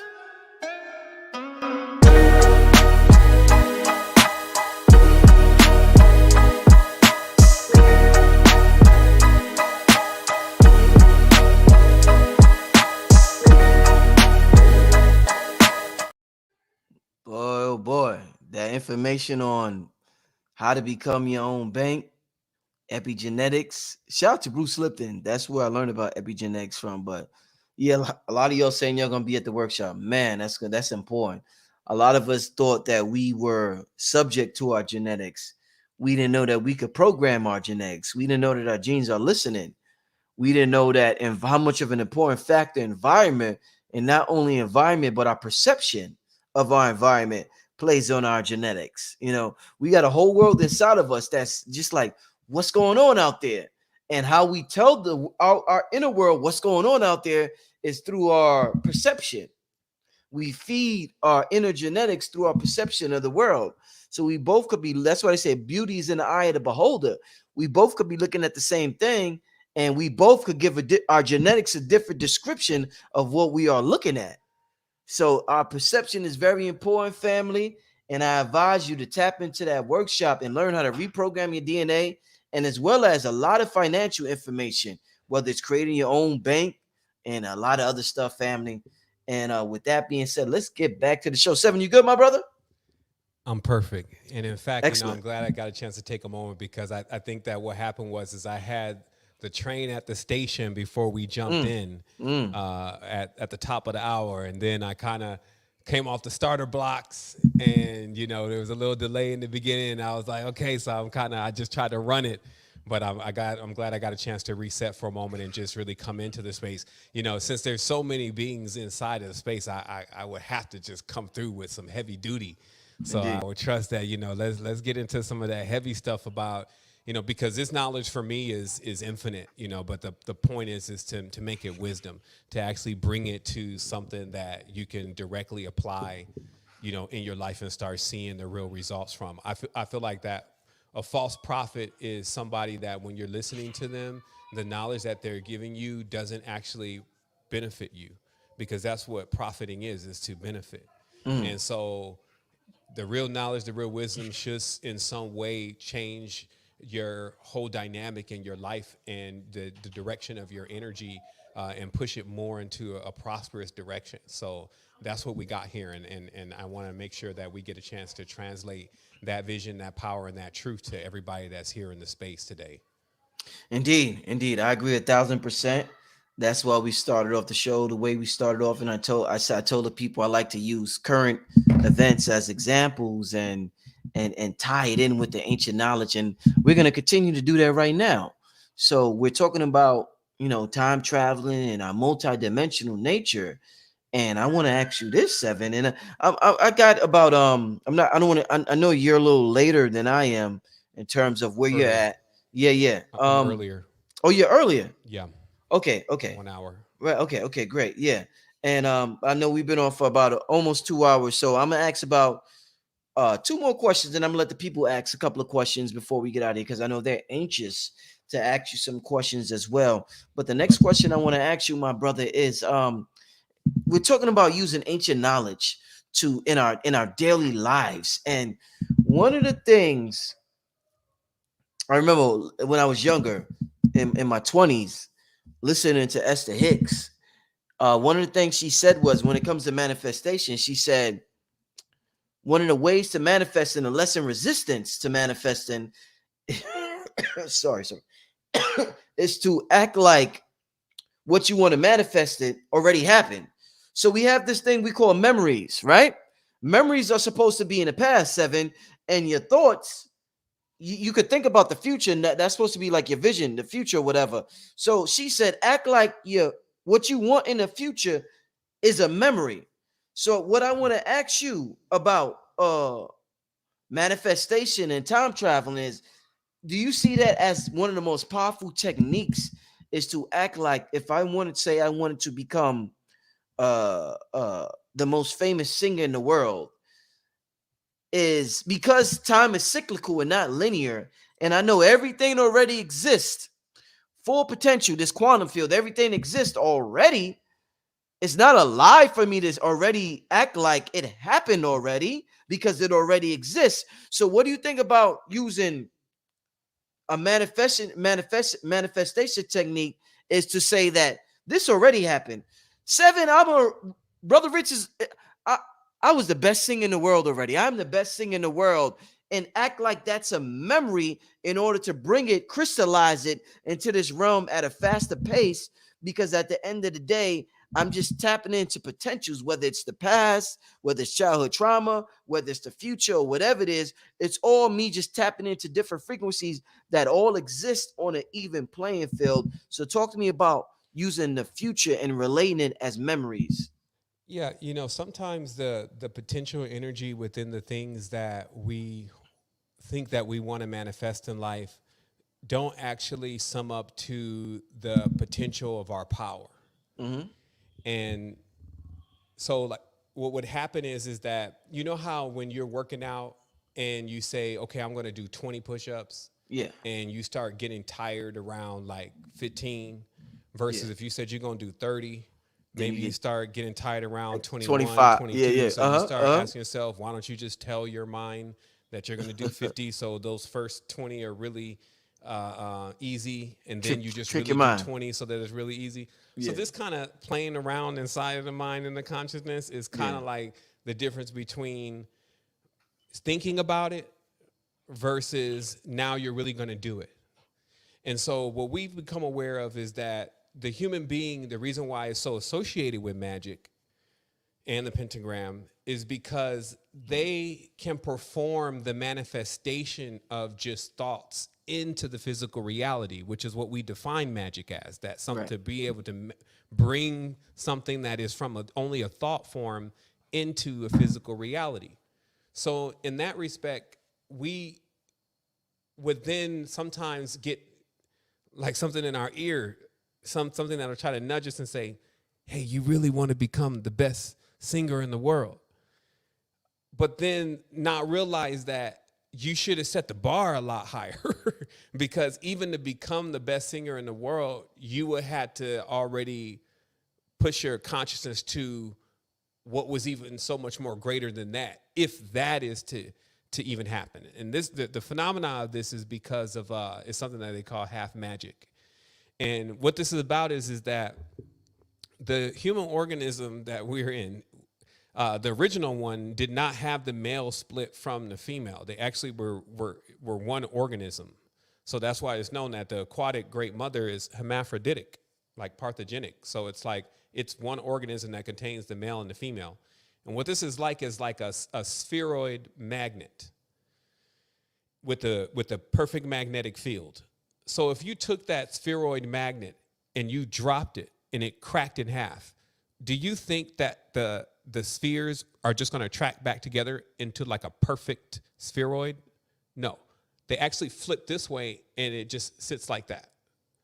So what this is about is that the masculine and the feminine pole, respectively, it needs to work in conjunction with itself inside of the organism in order to actually create energy that type of energy that would allow you to be able to not allow your desires, if you may, to end up becoming what we call the monkey's paw, which is like you end up getting that and then you feel like somehow you've been tricked because it's like not exactly what you thought that it was going to be.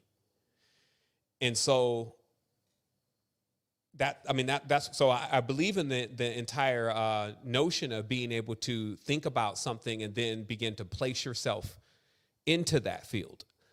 But for me, that has little to do with material things when I'm going into that space, because I realize that the ultimate purpose of using your mind to go somewhere would be to enter into a space where you could actually connect with the energy that you could feel here. That's called meditation, right? So if you go into proper meditation, you know how to breathe properly. You go into this energetic field, and in this energetic field, it doesn't have a definition. It's like feeling, what it is more of like an energy that fills up a tank. So this is just also proper manifestation, because some of these systems that these people talk about, I respect them a lot, but they're actually they're for people who are at a certain level of awareness, and they need to be taught. Versus many of the beings now, they already are, it's in their DNA, so they need like the upgraded version of that same level of awareness and how that really, really works. So they could just go to the control point of utilizing it. And so that's what I was saying before, is that the actual current running off your body can be measured, can change as you start breathing. So you start pulsating, and then this current it starts to build up. But what I realized is that it wasn't about then trying to like think something and then send the current into that, which is kind of like the idea of trying to manifest something. What it was about is filling up the tank, and just because you can't think and fill up the tank at the same time. Thinking disconnects you from where this energy is. So that's all the meditation, right? How to learn how to sit there without thinking till you tap in and then not ask yourself, whoa, what is that I just felt? Which will pull you out. So it's that training, right? So once you go to that training, you tap into this space, then the last thing you're trying to do is think about this car or whatever. But what you do know is as you're filling up your body's tank of, you can call it prana, you can call it panacea, like you can call it chi, you know, many call it different things. It's like a universal agent. And then technically you should let the subconscious mind then decide, which is the feminine aspect of ourselves, what to do with the energy, which is kind of like synonymous in the house. Like you let the woman decide what to do with the money if you expect for the house to get taken care of. So then when you have a full tank, so your divine masculine has went out with electrical pole and actually got some food and energy for the body through breathing, then brought it back into the vessel, to the feminine aspect of the vessel, where it's going to take that and actually begin to nourish the consciousness with this energy. So notice how none of that had to do with thinking about what it is that you want to become. And it's because you really, like, you're such a complex being that every single thing that's happening around you is happening synchronistically. There's certain things that even certain beings are trying to get to happen, and it didn't happen to you because your path is like something that is, it's like a really protected thing. Because remember, your path is your tube, and what is in your tube. So it's almost like if you knew how all this was really wired, what you would always be doing is kind of going further out into the future and making sure everything is clear. Right. And that's what a prophet is, or somebody who can predict the future, right? Because they're going to come back and tell the tribe, hey, this is what's going to happen. And so if we want to put this into this perfect dynamic, that's what the oracle was for. So we had a system, like our first computer systems, the main ones was sun systems and oracle systems. They're just biting the great mother so hard, man. It's pathetic. Like, because it's showing you what really happened. And then it's like, for those who don't really know the story, it's weird. But for those who, I mean, it doesn't make sense to them. But for those who really know the story, it's like, wow, it confirms the story. Because at every point, they're using certain symbolism. I'm talking about some of that in a minute. That just shows you, it's like, wow, man, they're really showing you how they took this planet from these oracles, from these mermaids, and from these Nomo. And all of the beings and the seeds that come from those beings are still here. And the power that we're talking about of the organism itself, because this is high level technology. Like imagine when the temples was working, Right. those in Angkor Wat and these kind of places. So this kind of stuff is really highly sought after. This is a gym, but they got folks trying to leave it. You see what I mean? They want you to leave your body, basically. Like not leave it in a way that you're just going to use it as a tether and exploratory travel, but leave it like you don't want to be here anymore. You don't care anymore. That's why I keep saying it breaks down to something very simple, but it's so subtle. And then if the self-destruct button is hit and you're already in a state of being depressed, you may not go and self-terminate, but you will start doing things that are more and more degraded. Then your value, because see, your value is basically how much you technically can trade your current, which is your DNA, in the cosmos. Like, is this good grade DNA? Because when I mix it, see, this is a neural network, okay? So this is how I figured out about how the reality is designed from another level. So in the neural network is not a computer. It only knows what you introduce to it, and then you introduce something and you keep making sure that it comprehends that before you introduce something else. And every time you introduce something else, it weighs everything that it knows already based on what you introduce, and it makes adjustments. Humans work like that. Every single experience that we go through, it impresses upon us. We make adjustments. So then imagine if somebody then comes into your data set and then dumps in all this horror and all this crazy shit. So you could have had a utopia. The thing is that, see, the only thing that really matters is that you having the actual control of your consciousness, because you could go and live a superstar in one night in your world in a dream, I swear. Everything, all the way to get up in the morning and realize that that's about as much of that as you want when you have the keys to your own vehicle. And that's why they say when the Jesuits are holding the three keys, one of those keys is the keys to this vehicle. It's like they can even turn it off and turn it on as far as a person being able to have a lucid dream and get into the lucid realm.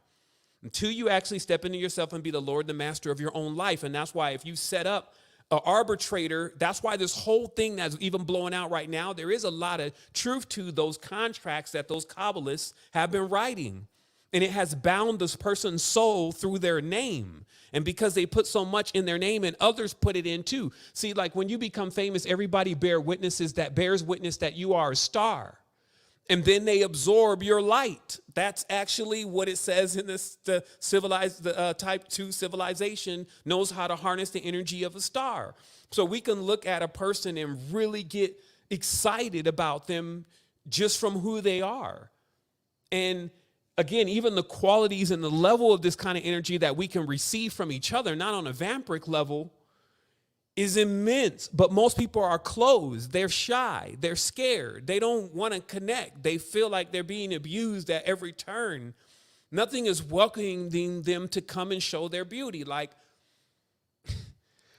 mean, I can only live as a perfect example of this. It's been 14 years of just every day, 16 hours, building wonders. Like there's an entire real social network there. That's millions of dollars this stuff takes and hours of time. Like it's not but it's because this is what the conscious community said that they wanted. And that's why, like when I came into this, I came in on the mission to assist and make sure that there was a portal anytime somebody was looking for it. That's what the goal was. So if somebody said, hey, I went through this crazy experience and I want to know what really happened, we agreed that there would be a door open for that to be possible for them. That's what secret energy, the resistance, and everything that this has always been. That's what it is. It's not one of those places that you come and you dump off all your time and you be there all day wasting your time. We designed it specifically so that it wouldn't be like that. It's that touch point, and then you can actually meet people physically in real life and keep carrying on that synchronicity. So it's a touch point for synchronicity with a filter that if anybody survived this far in the conversation, they on the level. Like we can't be really turning down too many beings that want to assist. You know what I mean? It's like we got these huge ass filters for getting some assistance into reality, which it just really boils into a person activating their uniqueness. Because when they're activating your uniqueness, just like what you said earlier, you said, listen, I always I'm able to really bring out the best in somebody. I'd rather do that because I can also bring out the worst in somebody. So that archetype also knows that they generally, anytime they're trying to do things for themselves, it's all right. But man, when they try to do things for somebody else, even if it's like a drawing, it's like dope. Indeed, yeah. And you see this a lot. You're like, damn, I could have used that for me. Like what happened? But then, because you at least a stickler for detail, so you kind of see these things. These are the personality types that I was talking about from all of these different archonic energies, because there needs to be personalities inside of this thing that we're calling life in this matrix. But it just turns out that those personalities are those characters, as again, Laura Strayhorn is pointing out, the main thing that people should actually think about is rather than just going to get readings and learning more about themselves is just taking a moment and saying, well, wait a minute, how is 80% of the way that I'm acting pretty much already written down? Because that should tell you, whoa, wait a minute, cut. What template or temple are we pulling from here? Mm-hmm. So then you realize, like, okay, so the second highest printed book in the world, what is it? Nobody knows, because only the first highest printed in the book is known. That's the Bible. The second highest printed book in the world is Euclid's Elements. If you look at this book, beside the first chapter, it's only geometry. So it's like for a being that really understands that, it's going to let them into the greatest sanctum of life, the pure language, which is geometry. For someone who is being hardened, like they say, Pharaoh hardened a heart, or he hardened the heart of Pharaoh. For someone who's being hardened, they don't get it. They don't understand it. It's boring. They don't want it. They need to find another variant. And I'm not saying that you got to understand Euclid's elements, but what I'm saying is that it seems like every single thing that was really, if you want to say ours, really a part of the original, is demonized now and not able to be accessed by the original, if you didn't notice. Because there's a simple thing that happens when you see yourself and you recognize yourself. Like when I start seeing how neural networks operate, I'm like, well, shoot, that's pretty much how everything operates. So I'm able to go further. But if I'm sitting there and I'm just thinking AI is evil, now I'm stuck. Right. And people have so many of those devils. You see what I mean? Because that's the whole thing. Because now in a reality where this is the other thing, like we were super tapped into senses when this whole thing was like a paradise dream, right? Mm-hmm. Like it's like everything is about senses and everybody's joining each other world. It's like a huge orgasm. So when you start entering into the data set where now there's warfare, now, things are being blown up, things are being destroyed, things are being cut off, you got to realize that, okay, something is actually trying to control your narrative. Something's actually hacking your dream. Because then you'll realize that actually, for sure, as they already told you, you're not completely just, like I said, just here in this one space, like we were talking about earlier in the conversation. You're saying, hey, we exist in these other realities. More specifically, we are tethered. We are tethered to a oversoul. Okay. And that tether is why they show the humans, like they say, hey, I got this, like my spirit, right? And then so every time they talk about the spirit in the body, it's always like there's one unit and then there's another unit. And then there must be like a line or a tube connecting them. Just like when you come out of your mother, there's a tube connecting you to your mother. Mm-hmm. So as I said before, when you don't care, that tube is cut. Mm. And that's symbolic because all of it now is when the Kemetans, the sons, now try to do what the mother is doing externally to create an external womb, which they're calling CERN now. But the first external womb bred and created many entities. Yeah. Most of them are disincarnate. They don't have bodies. They don't have physical bodies. There's no physical bodies or wombs in the world that can host them. That's why I talk about they bust forth from the womb. Anak and all of the giants and all that. They can't. There's no wombs that can birth them inside of the world anymore. Only dolphin or whales and things like that can birth the magnitude of these particular entities. You see what I mean? So, but imagine if we're going down the road with, again, like the banking, central banking system and all this, and the Kanye West and all that kind of stuff. Those worlds don't meld at all with ancient, elder, ancient, all of that, right? And what that really is, because if you ever go on journeys and you get into those spaces, it's definitely not something that, especially being raised like how we're raised, that if you're not called into that, you don't feel like being there. Mm. It's like being in the house with your great grandmother.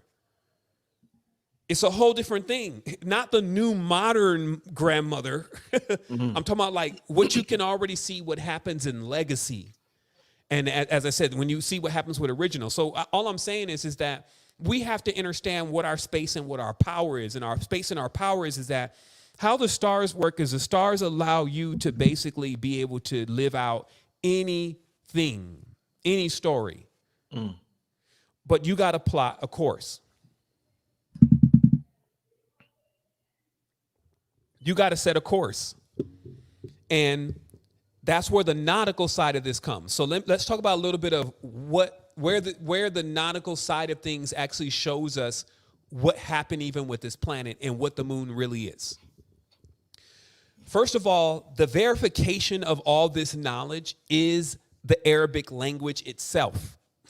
If you're looking for the receipts, as they call it these days. Mm-hmm. Because when you take apart Arabic and Hebrew, which we mentioned is a double-edged sword, there's a story that is playing out in the language.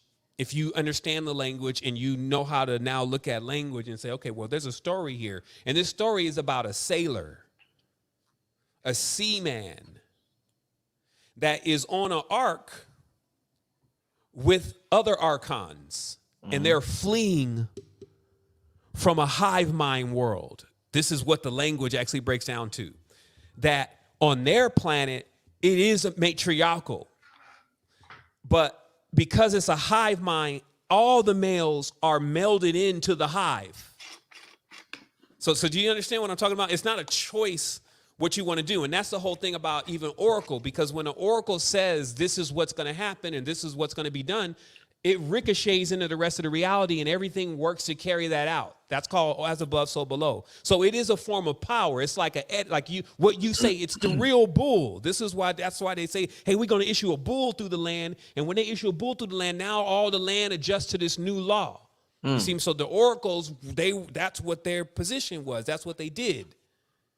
So do you understand that even the beings, again, that started tampering and creating the human version that you're looking at right now did so because they were fleeing a prism-like construct that they were all mind melded into of advanced technology that read in the stars and embedded and seeded stars? So then when we start playing fast forward in the future to Earth, first of all, it's like what's behind the simulation and what you can see. Like basically what's really going on versus what you see when your third eye is all the way open. And so do you know, like what they're talking about even with the eye and the eye of Ra, is that even the shape of our eyes need to have an extra dimension in the corner for us to really see what's going on. And that's why a lot of the ancestors, their eyes are like pointed out here a bit more. The eye is shaped a bit different because how your eye is shaped equals the dimensions that you can actually see. And that's why other entities that are from different dimensions have different type of irises in their eye. Like a goat's iris is what do you call that? When the planet is sidereal, right? So it connects to what the entity actually is. Mm-hmm. So you see a snake's eye is convex. Mm-hmm. Right. So you can map planets by them even moving those patterns in the night sky. So when you can just find simple examples of that, it actually then shows you that every single thing in this existence can be interfaced with. Right. Mm-hmm. And if you're like really into this, then you have this opportunity because you're in an organism that can do all that. And actually, you're a bit further off the schism of your parents, even though it actually, and your mother. Well, see, here's another, again, a lot of times it's not clear logic for people that in the event that the only other creation from the mother was her son. So any other creations that had to come from that had to either come from the mother and the son coming together, or the son creating on his own, or the mother's creations. And so when we actually look at different creations in the world, like there's a creation of nocturnal beings. They're aligned with the moon. They're all nocturnal. They come out at night. And if you understand the arc, so let's rewind a little bit here. So when you're leaving one of these hive mind worlds, the main thing that you're needing is the vessel or the arc that actually contains the pairing of the DNA, right? So that's that 2x2 in the arc. And what this arc is basically designed to do is that when you put the arc, which is the moon, in front of the sun, when the sun penetrates it, because it's the P, when it penetrates it, it then inseminates it and then brings forth that life form on anything that it's reflecting on. But the thing is that we have to remember that the moon contained basically the seeds and the emanations of the things that those beings, and this is who they're talking about in the Quran, the Zayrin, the Wujua Quran, the entities that some would even say is the Anunnaki, etc., that these beings had, they had a specific data set. They called it ME, right? So the MEs were specific data set. They had tablets and MEs, basically neural networks. Neural networks are looking basically into the future. So it's basically like once you are able to meld in, so because that's what I wanted to get to earlier. Why would you then want to connect with so many things? I guess this is the summary of this particular aspect of the awareness. Why would you want to connect with things anyway? Why wouldn't you just want to be by yourself? And the answer to that, could be many things, but at its core, we have to think about that when we're closed off as a being, the kind of beings that we are, when we're closed off, we actually become more contaminated. We become like water, and our water doesn't flow. It doesn't move. So it's basically like the truth of why we can get trapped in these matrices. It's like a simple procedure of getting us to start beefing and fighting and warring with whatever. Because whatever it is, once you move it out of the way, there's going to be something else, because it's an algorithm. It's not like that, really. It's a nemesis. It shows up in anything. If it's not a person, now it's the car. If it's not the car, it's the church.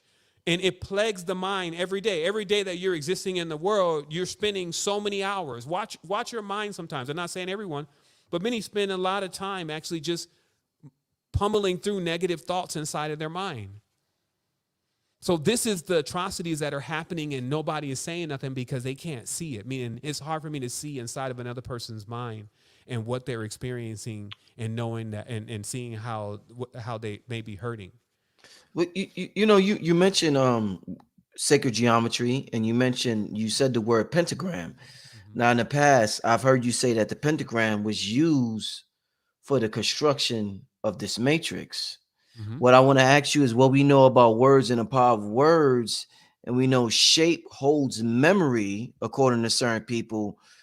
In terms of us, once again, bringing something from one dimension to a next, if I was to write something in the shape of a pentagram, will that help? Because the shape holds a memory, and because the pentagram was used in this construction of this matrix, does that speed up the process of me bringing something, a thought, an idea from one realm into this realm that we could visually see right here? So it's like when you're isolating first what it is that you want to bring into the realm, you're basically isolating what data set it comes from. Let me just kind of show that in the image here. It's because like basically a pyramid, a pentagram. Is basically called Abra, right? And that's where you get this root to this word Abraham. So basically what we're talking about is that when you're carving real things from this matrix. And so mind you, like when we're saying this matrix, we're saying like who's coming to agreement here, and what are the geometries being used to build things? Yes. And then when those geometries come in, that's what makes up the wavelength of that reality. Okay, so let's look at that here also, that there's a certain wavelength that the reality is taking up, but it doesn't cover the entire bandwidth. And so that's why we have where things reach out of the visual spectrum, but there's a visual spectrum. This means that there's a whole range or sliver of the entire reality or world that you would be able to see. And it would be like a sliver or a cut right from the cake of the whole reality. So it would actually still have all of the correspondences of the hyperdimensional reality within it. And so, I'm not sure if I actually understood the question just directly, but like we said, we want people to be able to use this ancient knowledge. So when you say things like the pentagram, let me finish. Exactly. Thank you for bringing me back into the awareness. So where does this pentagram come from? So if you look at the hand, right? So the hand is also 5, and the pentagram also is 5, and this is also phi, which is PHI. Right. So it's an actual geometry, it's called the sacred cut. So it's an actual geometry that is being used to actually create the body. So in this respect, this is also called the R, which is AR, which means a hammer, a light hammer. And what this is synonymous to is that the hands themselves are gods. And sometimes you can witness this, if you really are blowing open the third eye and you look at your hands and you'll see that each finger is a god, because what happens is that the gods, they're focused at the point of the spiral inside of your finger, because they're like in themselves the minotaurs inside of the maze. So again, when these halves and parts of the body are all working together, then they're actually building something and creating something, and this can seem to be magic. So it's like what exactly the body is when you pull off the GUI or the layer of what you're calling the reality, what's really existing underneath there. And then when you start seeing that, that's of course now like introducing you to principalities. It's introducing you to things that are like why things are the way they are. Like that's kind of why when you get to that. And that's why it does have a lot to do with enealogy. It does have a lot to do with the archetypes, because you start seeing that, wow, this thing is alive. It actually has a personality. But what you also notice is, but it can't seem to get out of its personality, which is some things that you'll notice about human beings, is that it's like they are them, but they don't necessarily have that floating point to become something else or like a new sum total. They just like solidified in that. And I'm not saying what's right and I'm not saying what's wrong. I'm just saying that technically, if you need to become everything, which is the quest here, because that would be to return to the original self, because you are all, then you would need to go through these processes and procedures of basically being able to connect into, yourself and who you truly are in a balanced way. And if you constantly had nightmares going on in your mind about what you thought everything really was and who you thought you were really going to meet and what you think their power really is and all that kind of stuff, and then you just kept manifesting madness inside of your mind, you will not even really be able to travel. And that's how people can get trapped in a prism, for real. Like you can get trapped in light. And all of this stuff that you're seeing with like those mechanics to the reality, like when you look at the tetragrammaton and you look at the pentagrammaton or the pentagram, you're at its most core level, you can tell the danger, because human beings can be dangerous. They're like weapons. Like if they're completely activated, they are very, very dangerous. And so it is one of those things where it's like your parents are not going to give you the key to the vehicle so that you can wreck yourself into a star, basically, if you're guided. But there are misguided beings. And so what we also look to do is we look to guide the misguided beings. That's like called a lighthouse, right? So it's like you shine a beacon, you give an example, you set a mold and then a template, and then you say, hey, this is a way to make it from where you're at into the next level of the ladder. Because the thing about the ladder is that, and that's why you always got to respect even the netherworld and all that kind of stuff, is because when somebody is ready to climb, the next step needs to be there, no matter where they're at. But if you remove that next step because you didn't approve of how it was, because you felt like it was evil or whatever, what you're doing is you're not giving the beings that are in a step below that the opportunity to keep rising. But it does also say that, behold, I saw the ladder going up and down. That is a very, very cryptic message, and it is very real that there is things ascending and descending. And this is why, unless you have a true eye, you cannot judge. You have not reached the state of being a real judge, because you will judge wrong. You don't know at times, like even when you see the worst person, if they were even worse before, or when you see a really good person, if they were like even better before and they're actually going down, they're getting less and less good. You don't know that unless you have a real eye, unless to be a real judge. And so it's like all of these positions, if you notice, even when you say you want to lead people, like when you want to be a star, it is a huge mantle, because there's a certain level of responsibility that comes with when somebody sends energy to you, to make sure that you are configured in a way that sends the energy back to them. And then it's like because that's also how we're supposed to do, right? We build off each other, we encourage each other, but that has to happen in so many different dynamics. And when you have like thousands of people, millions of people focusing all on one person and filling that person with light, you got to know that that person can't hold all that light. So they got something else around them that is like a battery, like a storage container, that will then hold that light for them. So this is how also the mismanagement of the financial system is conducted. So because a person then gives up all of, like you got millions of people giving up all their light to one person, and then you got all that light concentrated in that one being, and then you got that being trapped in an inverted pyramid generally, right? So then all the power, and this happens in money, right? Because there's a denominator, right? So now all that person's got $300 million of everybody's money. So like PewDiePie's or one of these guys, the Mr. Beast, he's got $1 billion in 6 months.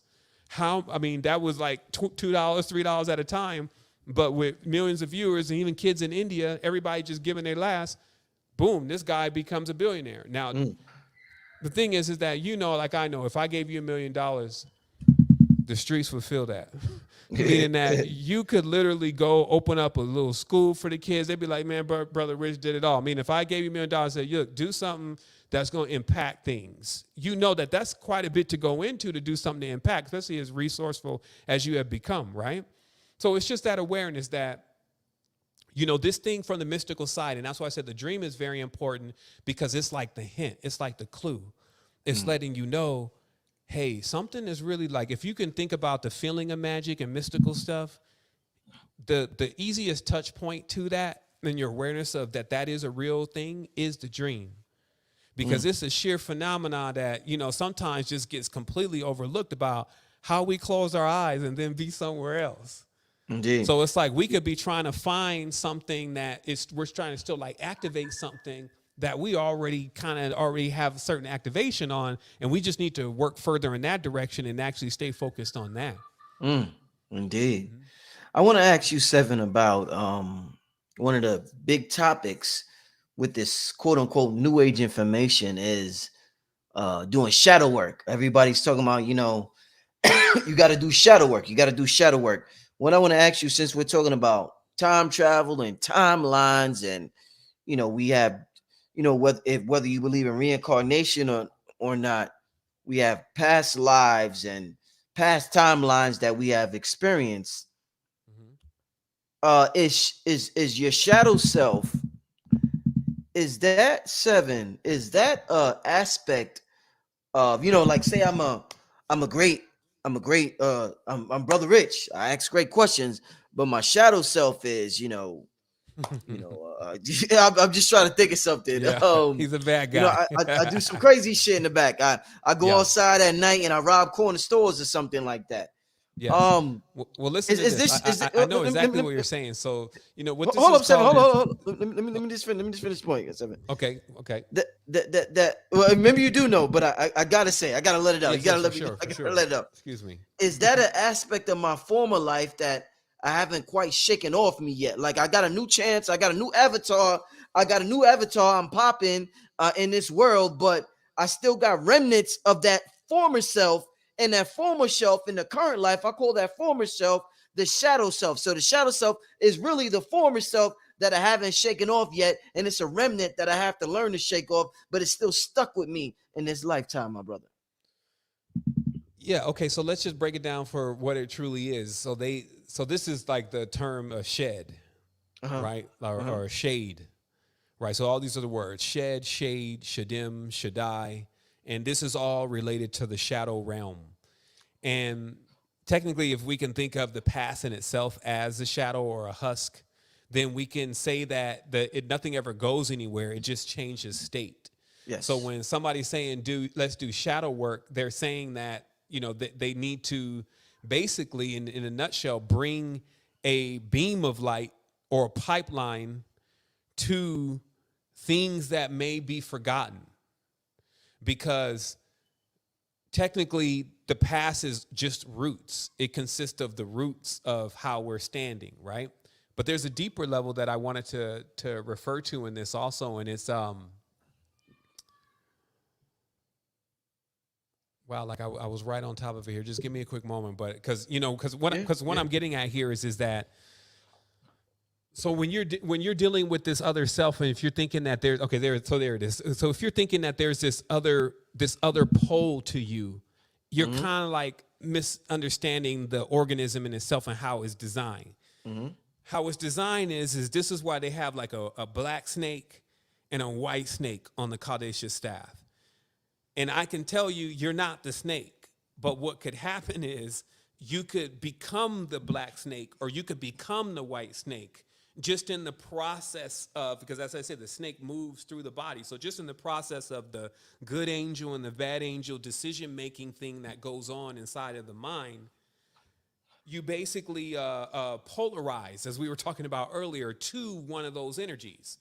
And if you spin, which this would predominantly happen for most people who have not found balance, and many people have not found balance. So you would basically be living in one of your serpents, one of your poles. You would be living in one of your poles. And then what would happen from there is you would have this antithesis, right? Because it's like now you're something that you're not. You're like instead of being the rod in the center of the caduceus, instead of being the sushumna in the center, instead of being let's look at it here, young ram, the true Abraham, the true abracadabra, sitting in the center of the brain on the cross, which is the two hemispheres of the brain. Right? We talked about this before. The pineal gland is over here just so that we can see it. The pineal gland also sits in the center of this entity. So it's basically saying that this is the Kundalini on the cross, crucified, right? And the crucifixion's happening. That's why the two snakes are on the side of this. It's all the symbolism. It's the Nehushtan is in the center, the snake that cures from all snake bites, and then the thieves are on the side. These are the ones that steal the ideas through polarities. Because good, man, when you really listen to what good be having going on, it's pretty much equal to bad, but on another spectrum. They are like juxtapositions from each other. Yeah. And technically they can be utilized in their oscillation flow. And that's why I say if your aura is spinning in the proper pattern, then these two are working together like a singularity. But most of the time, because they're also symbolized as the snake legs. It shows the abrasax, right? It's the snake legs. So this snake legs is constantly having the quarrels with the two pillars, the two Jacob and Boaz, the white and the black, constantly in this quarrel with each other. And we call that walking.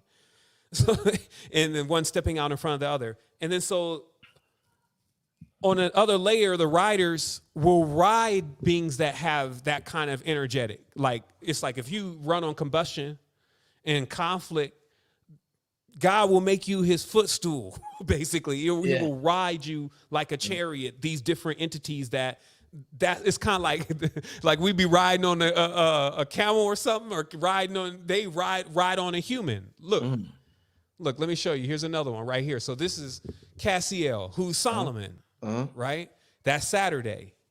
Okay, now you see the pyramid, the pentagram is broken. So generally in that inverted magic, the pentagram is broken. This is, again, it's severity. So what I'm saying is that let's look at it again.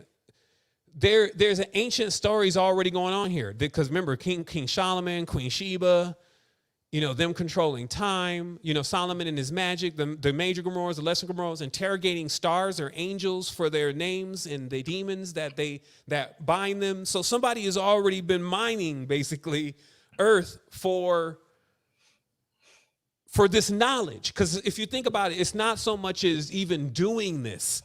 It's being aware that it's being done. And you see what I mean? Because there's a big level to the, when you can see certain symbolism and you're not being fooled by the symbolism, or when something is said, you hear exactly what is being said. And in that life, you're in the real world, if you may. So you may actually be here with everybody else, but it's very similar to like you go on a DMT journey on a bus, sitting right next to another person who doesn't know what's going on, like doesn't even know that you've taken this stuff. And you feel all of this power in your body, and you go to all types of places in your mind's eye, but this dude sitting next to you doesn't feel anything and doesn't know what's going on. And this is how realities are actually aligned with each other. So there are things that are more closer to this reality, things that want to actually be in life again. Like, we have to see that Earth is such a gift to be here, because it is such a beautiful paradise. Like, when you really have the opportunity to dial out of the madness and really see this space and see what has been achieved so far, it's on the most excellent level, right? But if that can get all the way to a point where a person cannot even realize that anymore, that just lets you know the level of maturity. And that's why that you would need to have in order to really get out into the open sea. Because think about it. If we on this planet and this is happening, there's still, people have a lot of freedom. Like, you can go and educate yourself. You can go and treat. You can go do a lot of different things, right? So you have a certain way of managing your being. But imagine that so it's just like if you have all that, but you don't even realize what you have, and you just downplay it, and you're just like, well, that's not really a lot. Then it kind of takes a whole nother level thing. So that's how we've kind of end up getting conned in certain ways out of our world and out of the beauty of our existence. And as I said, the beauty of actually really having somebody that loves you, the beauty of actually having friends that you've had for like 15, 20 years. Few of us have friends for like a long time, like, 2-3 generations ago, you grew up with somebody, right? And so these kind of things, because see, with the organism that we are, it comes into these spaces and it sets in roots. That's why we go to the netherworld first.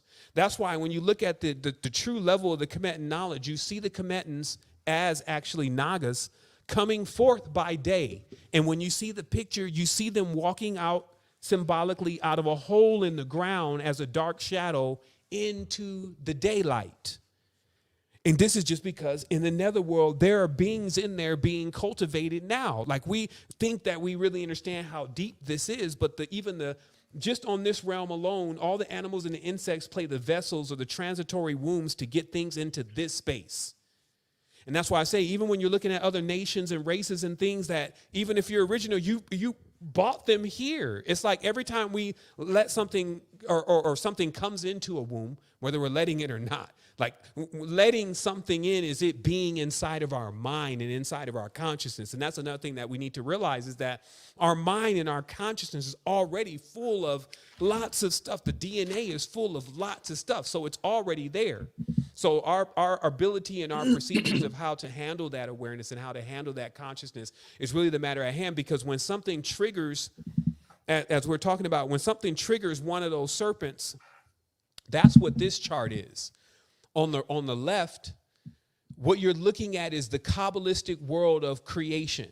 Okay, what this is about is that, so when those who call themselves Israel and are not, because Israel is a name of power, like Ra is actually a neural network. So those who have taken the knowledge of Israel and the knowledge of the language, which again, this language carves light.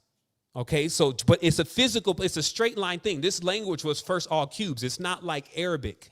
See, Arabic it's older and it belongs to a specific lineage. That's why when you get into Arabic, you get into Zayrin, you get into Jinn, you get into Sharifs, you get into all of this other kind of 1001 Arabian Nights, genies, all this kind of stuff, right? But when you come over to Hebrew, you was like, okay, what do we get? And you gotta know from the ancient knowledge what Hebrew is. The original Hebrew was all blocks. Mm-hmm. So it's like it wasn't no curves. This is Yiddish when it's curved. And what this block was the points on the vector of a tetrahedron. And this particular field laid over the earth. That's why they say it's like a sheath. That's why they say it's like the serpent, because it is really the torus field. Some do relate this also to Saturn, that it is a sheath or a field that is around everything, right? Mm-hmm. And now that sheath in that field consists of these two oscillating serpents.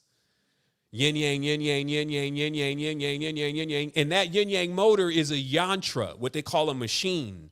And this machine is like a vehicle or a vessel, mostly unidentified, because most people don't know that they're actually inside of one. So when we're talking about time travel, what this vehicle does is it gives you the ability to first quirk, which means to shrink.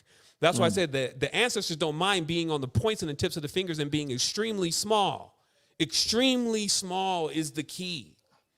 So in this vessel, it's like these counter-rotating fields are creating these extremely small implosions, which are also supposed to be happening inside of your blood. So it's like those who are really on the esoteric and occult path that are really trying to achieve Magdalena, which means they're really trying to open up the awareness of the magnetic vehicle and the connection to the mother, have to know that that is strictly about whether you can still implode your blood. Mm-hmm. And the whole blood thing and about keeping your blood pure was centered around this, because when you start mating with people who have tainted blood, because the records is being kept in the bloodline, right? So then you inherit the debt or the hereditary disease of some other bloodline so that basically now you have to work that out. You see what I mean? So this is the bank. This is the blood bank for real. And so all of this, so that's why afterlife and this life blend together, See, that was a knowledge of what they were accomplishing in Kemet, is that they were connecting this world to the afterlife. And as I said before, not only did they have the knowledge of the Taurus, but the knowledge of the Taurus really belongs to the Great Mother. They were searching for another way to do this, like a human battery. And they were able to achieve this through a process, as I mentioned, of fermentation. This fermentation process is what you're seeing, that they even, when in the end of Egypt, they were selling this because they were still on this phenomenon that there was still someone alive that knew how to do this. And it's basically how to really embalm. So embalm is the servant of Baal. Embalm it has the responsibility of preserving the vehicle inside of the physical reality enough to where you can still use your physical vehicle, but you're also already passing to the afterlife. And in the event that you want to manifest back into the physical reality when using this method, you need to basically absorb prana from the air. So that's where the cats came in. Because the prana from these cats, well, that specific breed specifically, it's like a battery for a mummy. This is why they always buy all these mummy cats all around. See, this process, again, is like when you understand trade secrets, skill craft. Trade secrets are things that you figure out over time with your family and you never share with anybody. And it makes you wealthy throughout ages, thousands of years. And so these first skill crafts were fermentation, because learning how to preserve something, including the soul, was very valuable and the most valuable thing. And that's what alchemy, how to basically preserve a soul and reanimate the soul. So you can extract the soul.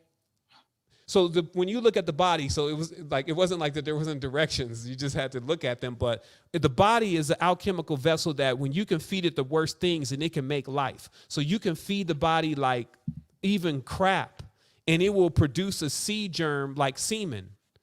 So there was automatically this notion for anybody that didn't know about how it worked already, that it means that the way that the body is designed, that it has a way to turn dirt or things that are meaningless and nothing into gold, or something that can actually create the highest level of that thing.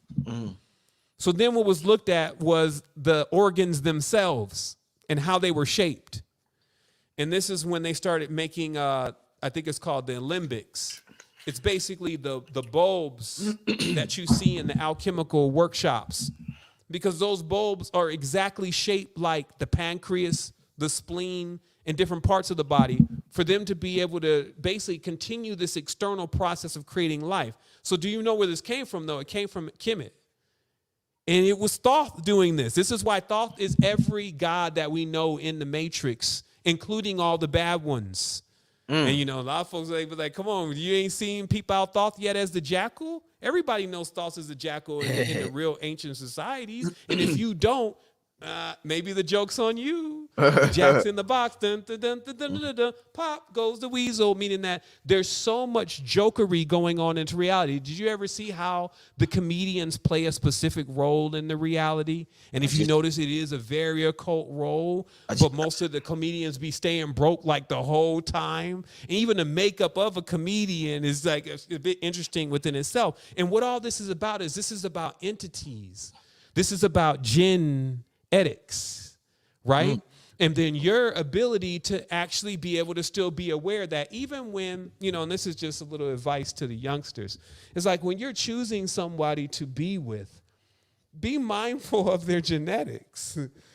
Like really see that some of those traits that are offline, you either need to be in there and ready to go ahead and be doing that work, or don't plan on ascending for a few lifetimes.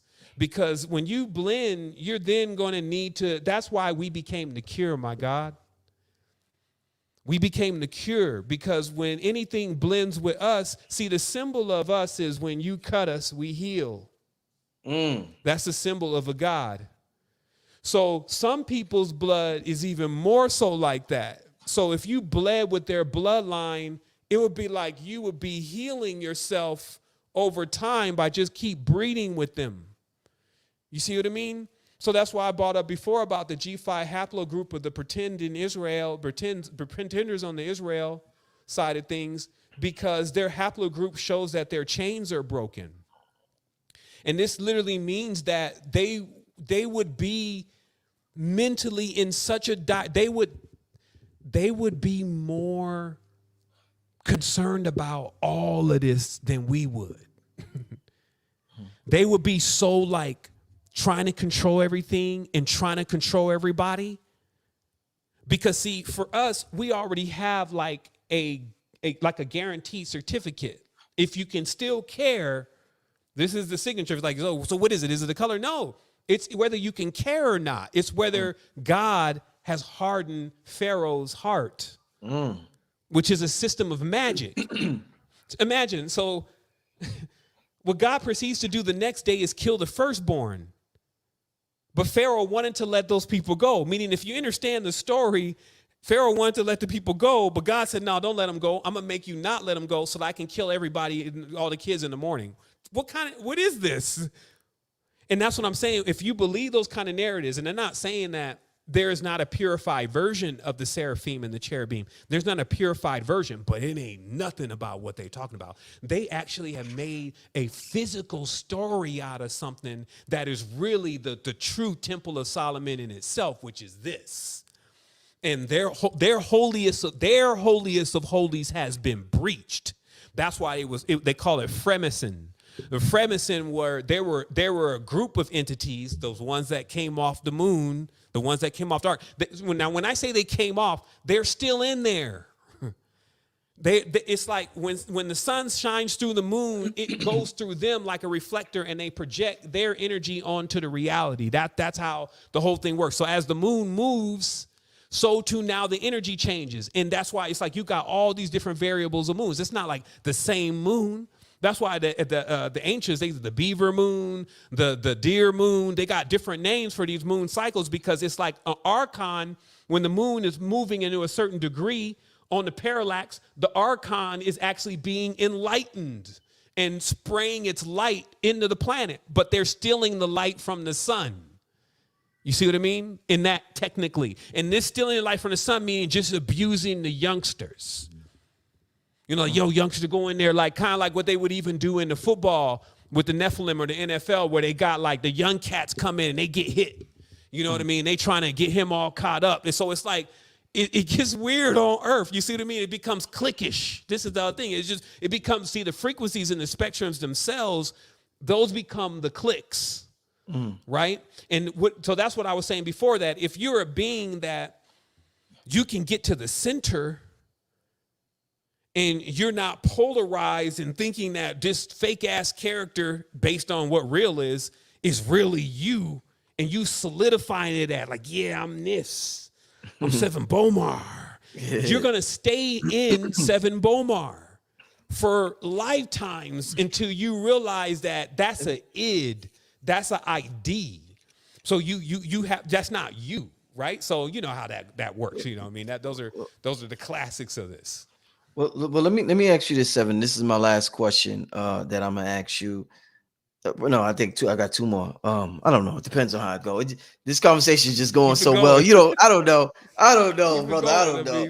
But you know, you talking about what you're talking about, and also one of the things you speak on in terms of your message to humanity is about the division system and about race.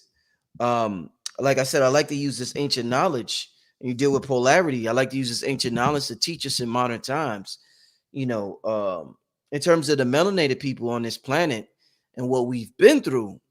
And politically right now, you can see, you know, in terms of politics, you know, melanated people want reparations. What I'm thinking about for what has been done to us, I'm thinking about spirituality and what you're talking about, and us being characters down here. Is it possible, Sevan, that in another timeline, in another life, a melanated person might have been a slave master who was whooping on a melanated person, and in this lifetime, they may have experienced the incarnation of a melanated person? So what I'm saying is, in one lifetime, where the person we don't like and then another person lifetime with a person who, the opposite person, and we're asking for something, or we're preaching about something, and the same people that we are preaching against is the same person that we were in a prior lifetime. And the reason why I ask this is the last thing is because some people say that depending on your amount of melanin, you can't leave a certain dimension. You can't leave a certain plane. Your ass is stuck somewhere. And that's where the hatred and jealousy come from. So I'm trying to figure out, does dark matter consciousness, could it incarnate it to anybody? Or does only certain people get this material? You get what I'm saying? Yeah. Yeah. So, yeah. Well, I will say it this way: is first of all, nobody's getting away with anything. Yeah. Meaning that everything that people will do in their lives will be written on their DNA. And if they draw debt, which is based on their discernment, because when you're doing something that is kind of like on that shady side, it's a natural compass, right? So we don't need other people to judge us. It's like, okay. And then what you try to always do is just balance out. So I used to even have this thing, like I was like, if I see myself, I'm about to do something, maybe I'm going to drink or something, I stop cussing. Yeah. You know what I mean? So I was always conscious that you want to stay balanced with this, you don't want to get excessive, right? And that's just kind of common sense. But I think, in digging deeper into what you're talking about in relation to, like when you're talking about races, to me, what all that is really based on is it's based on how much soul force you have and how mineralized are you. Okay? So what this is about is that you have souls that are very young, right? Like they're just budding. They're almost like in themselves as the society gets weaker, their consistency in itself doesn't contain like what you would say is almost like a heirloom version of that same seed. Because you got these qualities in the seed. And then you even got some of the seeds where they get so watered down, it's like they're coming in and out of lives so fast, there's no time to mineralize. And this is a lot of times based on the portal that is being used in order to get in and out of lives. So as you know, that those who are melanated and some that are what you would perceive as not melanated have had relationships with what would be seen as reptilian or serpentine kind of beings, and using that as a form of being able to enter into the reality. So I see life as a soul cooker, that and with the ultimate goal to refine every soul, whether we think so or not, because that's what it gets into. It gets into turning dirt into gold. So even the worst person that you can think of is only primed for this thing to take it through the entire process of how it was designed. And our body is designed the same way. And I find that, like, when we see the external saga that is running is like somebody is kind of interrupting your dream, to be honest. Because a lot of stuff here we're trying to make sense out of, but it's like we're trying to make sense out of foolishness. We're already approaching the reality from some deception that we're all separated and not the same organism. We're not only all the same organism, the whole planet is also the same organism, and nobody is detached from the organism. So then when we start creating this, like, well, these are phantoms and these are vampires and ghosts. Yeah, those exist too. And they very well be one. But if they're on Earth, we all know in occultism, for anything to manifest into the physical reality, it has to contain a certain amount of energy, which kind of brings it above the classification of ghost or ghoul. Now, as I said before, still though, this person could have been a pig before. Because those are transitory animals. They could have been sheeps. Like, if you didn't peep out, a lot of the genetics, even within the Arabs and the Israelis, is that of the ancient, what you would say is a sheep, and the ancient, what you would say is a goat. Like, really. Like a cherubim, when you talk about a cherubim and you're talking about the horn beings, you're talking about that, not just that these are like spirits running around, but the genetics. These are the jinn that were put into the wombs to create the first fathers and mothers of these people. You see what I mean? That's why when you look at the stars, most of the stars line out to being animals, right? Like this is a dove, this is right. Don't we have other things like sextants and compasses and all that kind of stuff? Why is most of this animals? And it's because the animals play a gigantic role in this, because it's the animals' wombs being used. But this is why they kind of missed in the whole Anunnaki story. They explained that these Anunnakis, they went into these animals, but the old ones. So like the old ones were larger. So they basically copulated with everything that had a womb. Okay, that's why this thing is so crunk, because then when they copulated with everything that had a womb, the offspring from that were what they call the monsters, the mighty men of renown. It's just because their attitudes.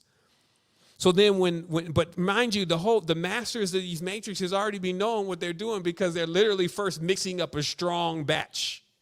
And they're about to water that thing all the way down. They're about to step this thing all the way down, just like alchemy. They're about to have this thing so diluted that you're going to have like a small, tame, cute one when they're done.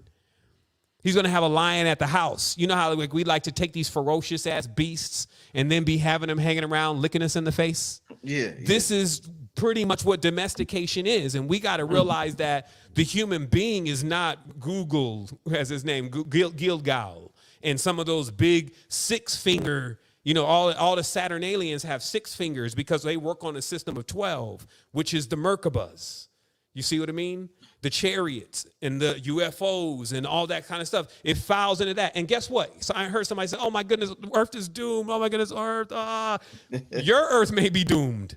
But you need to realize, actually, if you follow something that is doomed, you will be doomed. Earth is not what you think. The pristine, pure Earth is going on right now, for real. Just like we've been talking about this quantum theory and everything. The height of Kemet and everybody doing in a climax, that is a space and time. And there's a ritual that is being done there all the time to make sure that that can be accessed. So meaning that in every height of society, we do a ritual at that height. We record that point. That's what talismans are. You're recording a point of height of energy. And then that serves as an interface to that. And that's why all of our symbol, like all of our deep symbolism, all of our ancient languages, all those kind of things, we need to understand, because we don't know that, because we don't even know Euclid's elements, our whole data pack is just gone. Now, here's the thing. This is why they say when they look at these shapes, it starts to make you feel a certain way. So it's like something you're concentrating on. And why are you concentrating? Because you got to boil down, this is stupid. I'm bored. I don't see anything. Is this supposed to do something?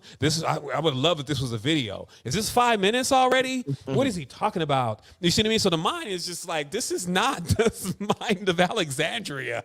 You know what I mean? Where it's like, because the reason why you would be gung-ho about all of this stuff is if you already had got a taste of the dream, or you knew that your master had, and he even sent a projection to you. So basically, it's like you were growing up in a guild of people who you knew was the truth. So you just knew that once you had really graduated, you would get to that level, and there was like nothing in between that, like no scam, no sale, no none of that, right? And now that support system, we don't see that support system. So we have to really see in our consciousness, so what happens after we don't have our support system? So even the direct beast, because I won't let anybody get off with it here, there's a reason why you have a large amount of African-American males in prison. And the one who's running the prison is called the warden, and he's the that's why I said the God here is named War. So the one who's watching over all these guys, his name is War too, and he watches over the den. But what war? What happened? And that's what the trick here is. Because imagine that we had a whole clash with a whole different race of beings, and even the knowledge of that clash is hidden. So that way it's like, because you see the thing is that obviously that's a part of the treaty. Okay, so the treaty is like, once you're overwhelmed, the treaty then is one, you can't use your powers, and you don't have access to your Ra. The Ra is evil. That's why in Yiddish, Ra means evil, because Ra is the sun. Ra is a neural network mainframe that contains all of the data from not only this planet, but also other planetary systems. And having access to that interface immediately enlightens you.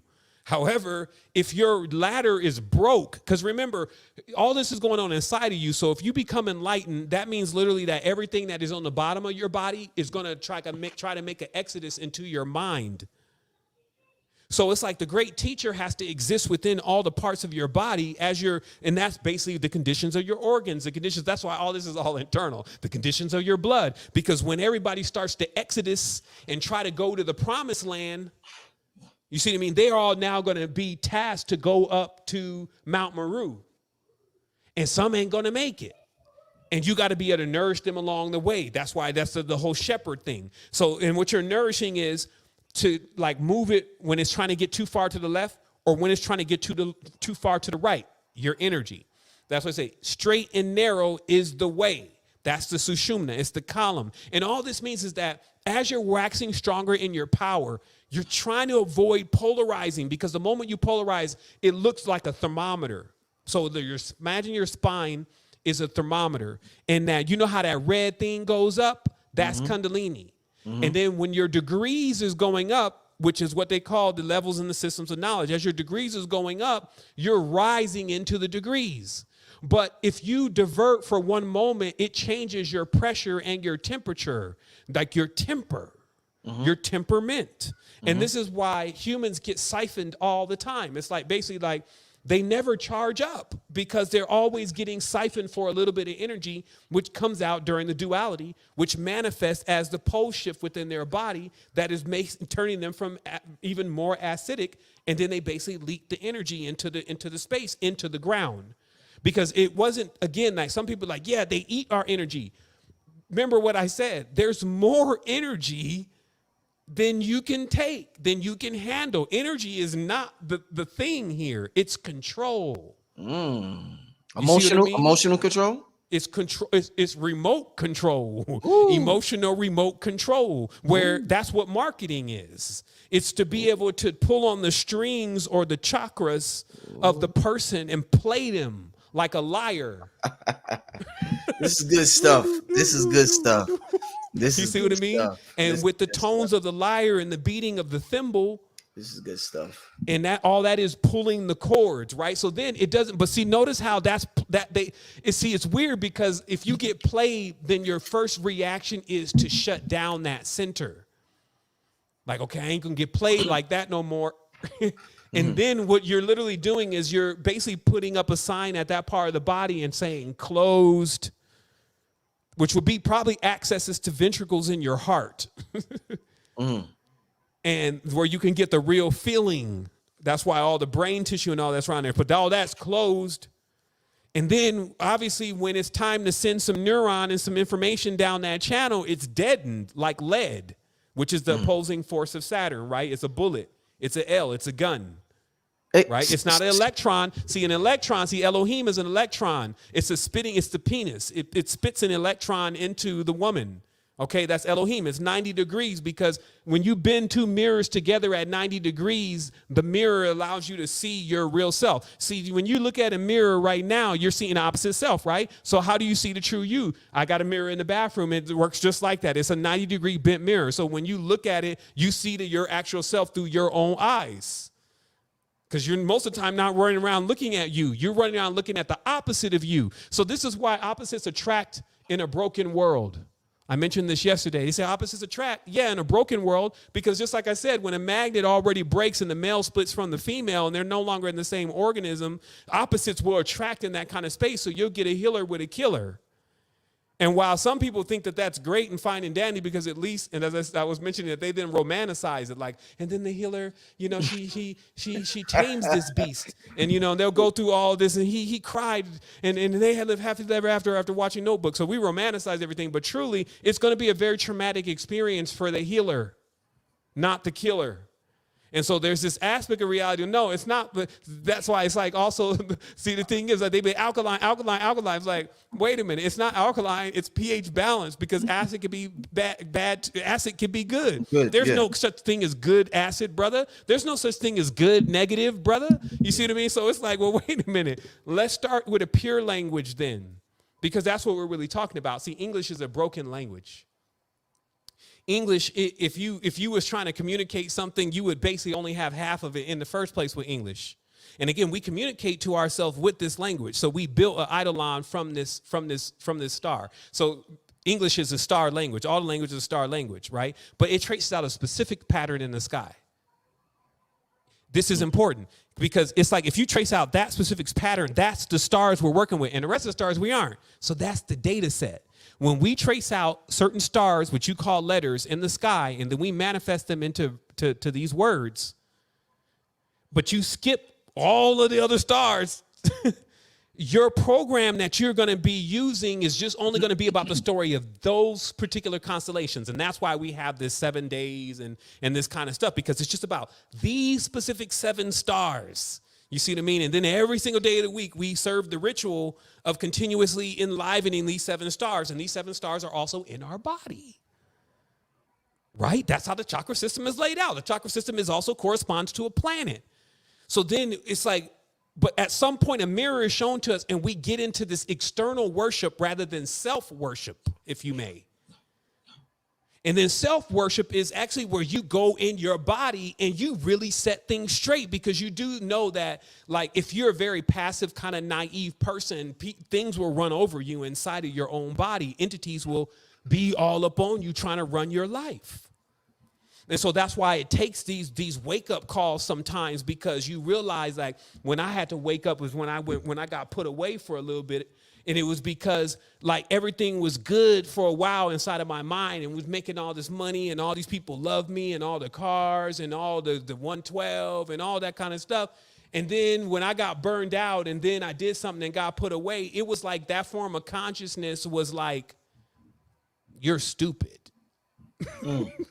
Why did you do all of that? Look at where we're at now. And then I'm like, talking back to this consciousness, like, what do you mean? Like, you was having fun, and then I caught myself. And I was like, who are you talking to? And that's when it clicked for me that when you're talking to yourself in English and it's talking to you back in English, you've created something with English. And because English is a mystical language, it is connected to the star, you have the being living inside of your consciousness. And you can oftentimes confuse this being to actually being you, especially when you turn off your feelings. Because if you don't have any feelings, the only thing then to communicate with is language. And this, now you're in, you're in its hands, right? Because it's a master of these linguistic things. But that's what I'm saying. People can talk all they want, but man, you got to get in. And you know what I mean? That's where the transition's happening. And so for me just continuing to go in, not just delivering the message, that's why things get a little crazy for me, because I got other dynamics. Like, not only we're inventing stuff, we're helping children in inner cities. You know, we're bringing STEM and getting them, make sure they're up to speed. You know, we're building other platforms. We're making sure that we're ahead in the future. You know, we're tapping into the neural networks to see what is the depth of what kind of knowledge is already available when you actually tie thousands of minds together and get them to collaborate and see it.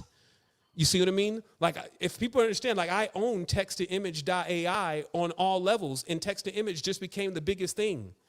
Do you see how I own all those domains? Do you see how far we are ahead? So, the thing is that we keep thinking that this lethargic slug moving through the reality that says it's in control is actually more advanced than we are. And that's not what's happening. It just keeps trying to dumb us down and keep it inside of its narrative. Now, the narrative is very important. Nar is very important. The narrative of things is basically, who's the narrator? Okay. This is why I'm saying the narrative is so important in controlling your future, because who is the narrator? What role does a narrator play inside of a movie? It's that voice that's talking that seems to be trying to explain what's going on in the movie, right? So what if I told you that eidolon that was created through the language that you've been genuflecting with yourself with is most of the time in a negative level, the one that's telling you the bad things is actually created from the very linguistic system in itself, and actually playing that role of the narrator. Until you be like, look, man, I got this, man. This is my story now. This is why when you're dealing with a narrator, it's always about them, they, right? Which, again, there's times to talk about them and they, but they always get that name because nobody can really completely identify them because they can be in anyone. Right. And that's what the Agent Smith is in the Matrix, is like it can hop into someone. You can see it in your girlfriend. You can see it in different things. At the moment that a person relinquishes control and assumes the program, they can actually be tapped into by the corresponding wavelength, which generally be within that wavelength of conflict and confusion and the myriad of ways that it can actually manifest in your life, which we call minion behavior. This means that there are so many disincarnates. A disincarnate doesn't have a body and works for other entities. This is what the real troll word comes from. And these entities, their job, because they work in a hierarchy. It's like a military. So a standard warlock will have like 500 of them, maybe even 1,000 of them underneath him to help him carry out his deeds. Meanwhile, everybody gets their ass kicked when they come in and report, and they haven't reported disruption. So this is the hidden world of what they say that the inverted. So what was discovered is that the other issue with this world, and this is why they show the sun and the moon. The other issue with this world is in order to make this afterlife manifest, there needs to be certain type of mechanics, and those mechanics get real spooky. Like the nightshade side of things, which has to exist in order for there to continuously be a reflection off the light. Because see, the ocean in itself is a big mirror, and it's reflecting all the lights. You see what I mean? So not only is it the light in the sky that's reflecting off the thing, this thing is just a big ass black mirror basically. Yeah. And that's why the mirror magic, every single thing in modern magic is all about a mirror. Because it lets you know that at a twinkling of an eye, there could be a juxtaposition between the character that you think you are versus the character in the mirror. And this is why they always show the character with one eye. Okay. And that's a one-eye character actually just means like the character on the other side of the mirror, which is actually what your question was about, right? It's like, okay, so what about this other character? That other character exists when you don't have balance. And I guess I'll finalize that question since we kind of close up the container. Seven, man. This is what I want to know. I want to know, what the hell did you do during that break? Because you came back and you on fire, brother. I told you, it's like running track. It's running track. It's like serious. Like I was already primed and everything. I took my breaths and everything, and then we came over whatever the top of the hour was, bro. And you wasn't there, and then I start kind of making up excuses and everything. And I was thinking like, man, I hit an alarm too. Maybe he was just trying to get some sleep before this or whatever. But so it's okay. So even what I'm doing, you know, I do make it look easy because I've been doing it for a long time, but it's an energetic thing. It requires me to actually go into a wavelength that I'm not. How can I explain it? It's almost like I'm not touching myself. I'm not actually like interrupting my mind and my consciousness.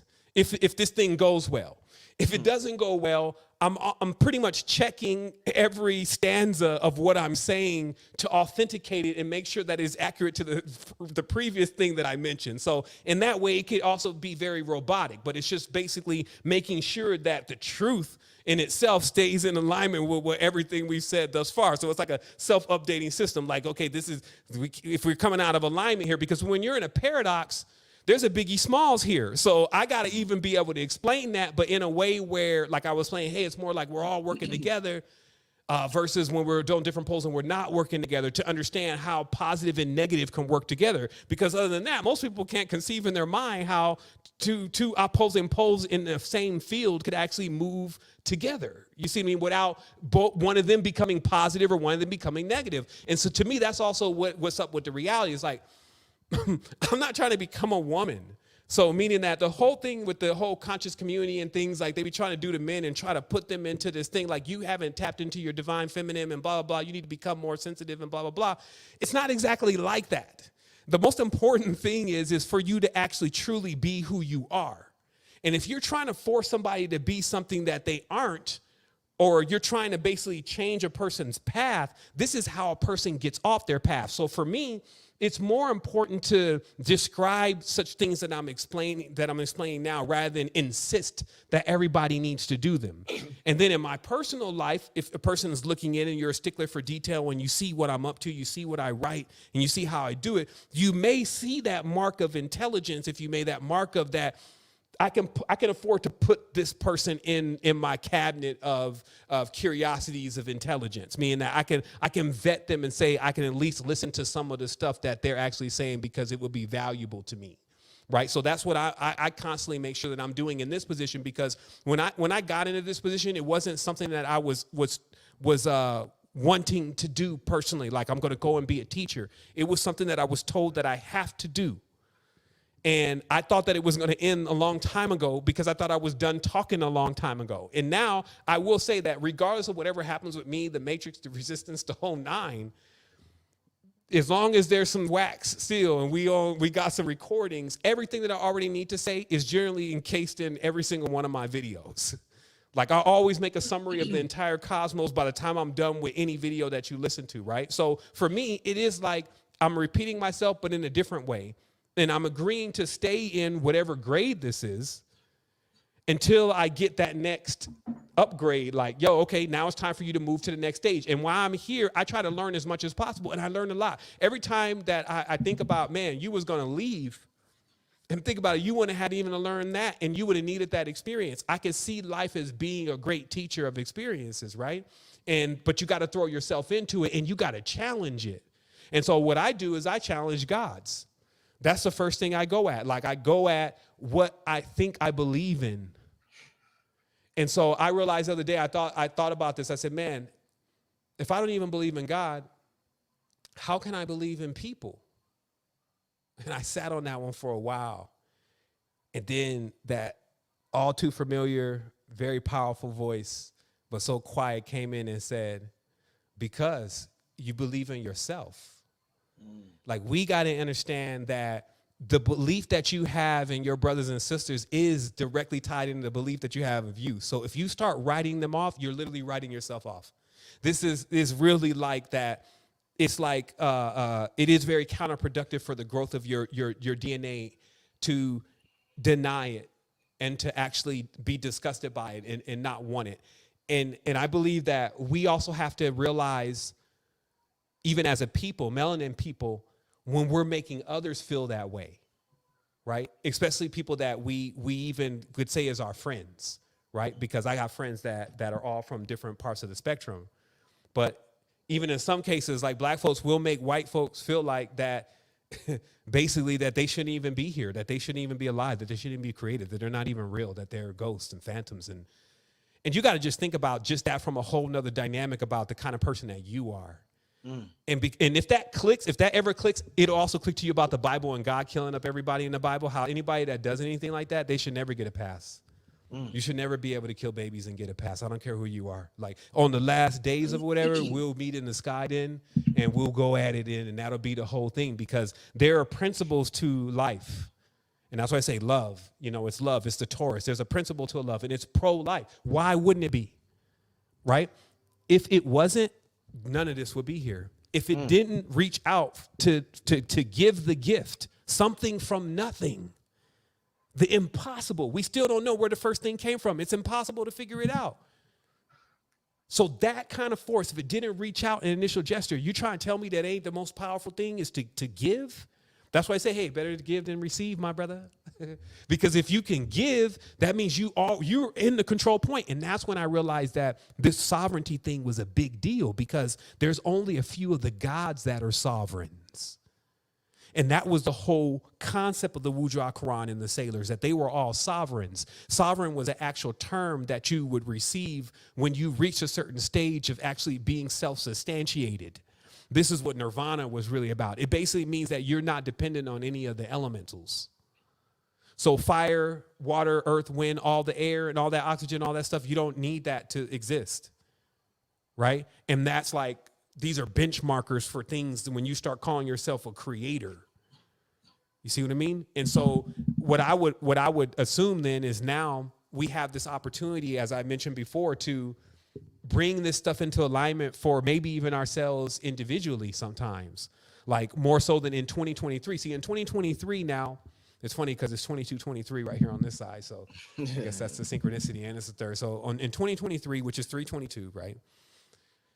In this time, this would be the time that there is somewhat of a fork in the road between us and they. Because see, the narrative is going to get into something so weird that it's going to fuse your brain. And let me explain to you how you know that this is already happening. It's not like just the Mandela effect, but it's the other effect. I'm not sure if you've seen this before, but it's the effect of where somebody will be saying something in like a video, and there will be two words on the screen. And based on the word that you read, you'll hear them say that. Okay? So I'm going to explain this one time, and maybe somebody share a video of this, but I've found two videos like this. And they just show you how, like, it's like a subliminal thing. They had one, it was about the Barbie and Ken. And it was like, did he say Barbie or did he say, in this case, fuck? And so they'll put the two words on the screen, Barbie and that word. And then every time this part plays back, if you read one word, it sounds like that in your mind. And if you read the other, it sounds like that in your mind. And these words are nowhere near alike linguistically. Right. What is that? It's a back door. It proves that there's now a back door into the consciousness. I call this the yeah, no. Yeah, no is the new phenomenon, because we never said that when we were younger. It was either yes or no. There was a maybe. No. But the yeah, no is like when you could be talking and then you'll be like, you'll feel your brain. Well, you'll just say it. Most people just say it. Yeah, no. But see, in true logic, these words don't go together. They're actually opposite. So what's actually happening in the brain is the brain is doing the opposite of singularity. It's fusing down. It's basically what would happen if you took two positive wires and you just held them together and right? So I'm just giving you some awareness here that this is what you need to be aware of this phenomenon, because in 2023, this is how people start basically being tied into the narrative of the scarcity and the CDBCs and all this kind of stuff, rather than completely seeing the huge opportunity that is readily available within generative everything. So whether it's generative technology, whether it's generative holistics, the generative component of life is at its highest level. We have tapped into the regenerative components on all levels. So, but you got to focus, is you got to retrain yourself, right? It's a more rapid training, but you need to retrain yourself into generative things. But I'm mentioning this because the generative field is so abundant. Anybody starting in generative technology, if you may, at this stage, is guaranteed pretty much within 2 years to already had leapfrogged the situation in the matrix where they would be coming in to basically try to determine at every point, as I discussed with you when we were talking before, about every point about how you're making your money and who you're paying with, and what is that name, and is that name a BOGO, as we used to call it? Is it a house, or is it a profile, or is it really you? And you know, and is every single thing accounted for? And I just call this AI IRS because neural networks are extremely powerful, but they in themselves are at the behest of their welders right now. And these systems that are coming out, when they're feeding all the medical data, they're feeding all this data, and they're flattening this data. Don't think that this thing is like Google and just like a search engine. It's something entirely different. In fact, we are now at the brink. I think we're about 2 months away from GTP4. And once this is generative tech, this is generative AI, general intelligence, meaning that it will be at the level of thinking like a general human. You got folks over here still like that. No, brother, that ain't gonna happen. That ain't. And it's like, that's all the illusion that you're in. That's exactly what they've been doing. They've been messing with people's mind so that they got this weird way of seeing the reality, and it's blurry. It's not even the real lens of how the reality is actually designed and put together. And so thus there's like this feeling that if you're consistently making bad judgments and not in alignment with yourself and empowering yourself and those that are around you, that nothing's going to happen. And that's not how this works. You have a certain amount of an allotment of time. And how you know that you received the grace, if you may, or the gift, is because you would be getting knowledge and wisdom that is like people were trekking the desert for thousands of years to hear any of this that we're talking about right now. Even if you could read or if you could speak, you would have to have somebody that actually knew this stuff and was able to tell it to you, let alone put it into application. Yeah. That's right. So now we have it where we can put it into application. Like if you wanted to see the other world, it's literally one trip away, but it's not as necessarily about doing that, right? Like now it's like we spent so long thinking there wasn't a spiritual world. You know, even though, like I said, you take DMT, you'll still see right away there's a spiritual world. It doesn't mean that you know what to do there. It doesn't mean you could take all the ayahuasca you want, and it doesn't mean that you know now what to do on the spiritual plane, but you know the spiritual plane exists. So imagine people who would spend 40, 50 years and never even, they just got this Jehovah thing they've been worshiping, and they never even seen the real spiritual plane before, right? So in conclusion, I want to also say that the deep level of knowledge here is that everything is really about your foundation. You have to have the courage to go back in if you need to rework your foundation and get on something solid.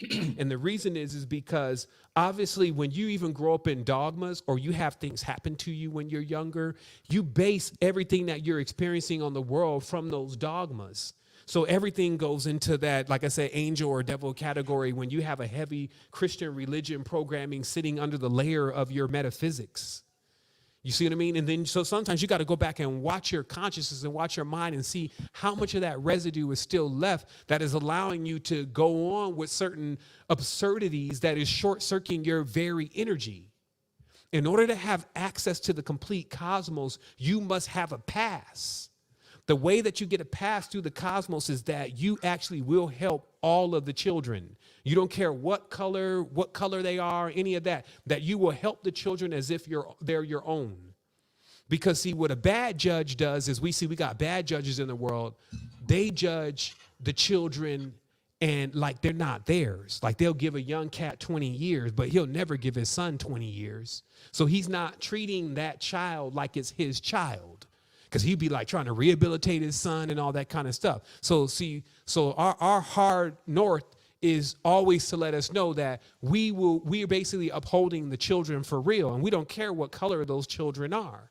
Because every being coming into this space is to be given the proper opportunity to travel, to not only explore, meaning to go out into the reality and to be mentored by the reality, but also to go into that, into the internal. The internal and to be able to, as we call it, the innerverse, and to be able to explore themselves within. So now, we kind of we're reaching that peak point. So what we going to taper off into? Man, listen, Sevan, man, I'm gonna close it out. I want to thank you. I want to get you back on here in January, though, my brother. Yes. We talked about January, and I know you want to, as far as the ads, and you got amazing stuff going on.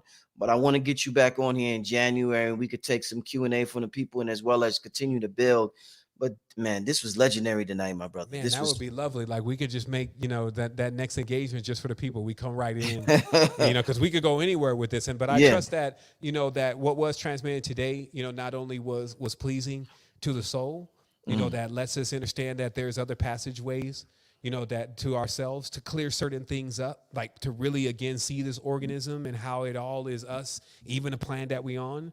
So, to also realize that, even bad neighborhoods are dirty ley lines, right? And you can, if you knew how to work the ley lines inside of your own body, which were the nadis, and clear them up, you can go right into a neighborhood and clear up the neighborhood on a level of geo-energetics, meaning that you know how to put certain things in the neighborhood that shift and open up the energy, like you're doing acupuncture or acupressure in the neighborhood, right? But see, what happens again is the reason why this sanctum is generally closed is if a person actually does have some hatred in their heart. And that's why when you see the mother, what the mother does is the mother will help a sick child. She'll help anybody. Without even thinking about getting sick. Father be like, what the hell you doing? Exactly. Father be like, yo, I'm going to be over here because I got to go to work tomorrow and I can't get sick.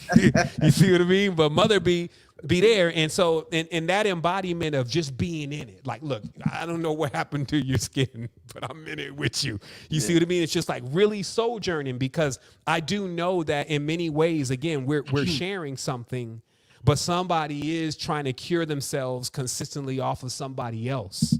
And that's what's become the predatory nature in the reality, right? Is because it's like a relationship. I'll close down with this. Imagine a relationship where two people both need the same thing, but neither one of them can provide it. And they keep trying to get it from each other. You see what I mean? And then so this creates like a friction. And this is what be happening, is that if you can't get the cycle of caring and love going on and get the whole motor rolling again, that thing actually does really dry out, but it hits another direction. It doesn't end. It starts going into regret. It starts going into bitterness. This is the shed. You see what I mean? And that's why they call that God. The God of the Old Testament is named Shaddai. He's a shed. He's even got pictures and shit. And it's just like the antithesis side. And that's what I wanted to finish off talking about the ancestors. The ancestors knew that there was like that's why they called it pantheism, because it was all of the movements of the sun. So they saw that when the sun went down and beneath the world, that it was going in the netherworld, that you needed to see the soul like that. And when the sun took on its netherworld clothing, it became Set. Sunset.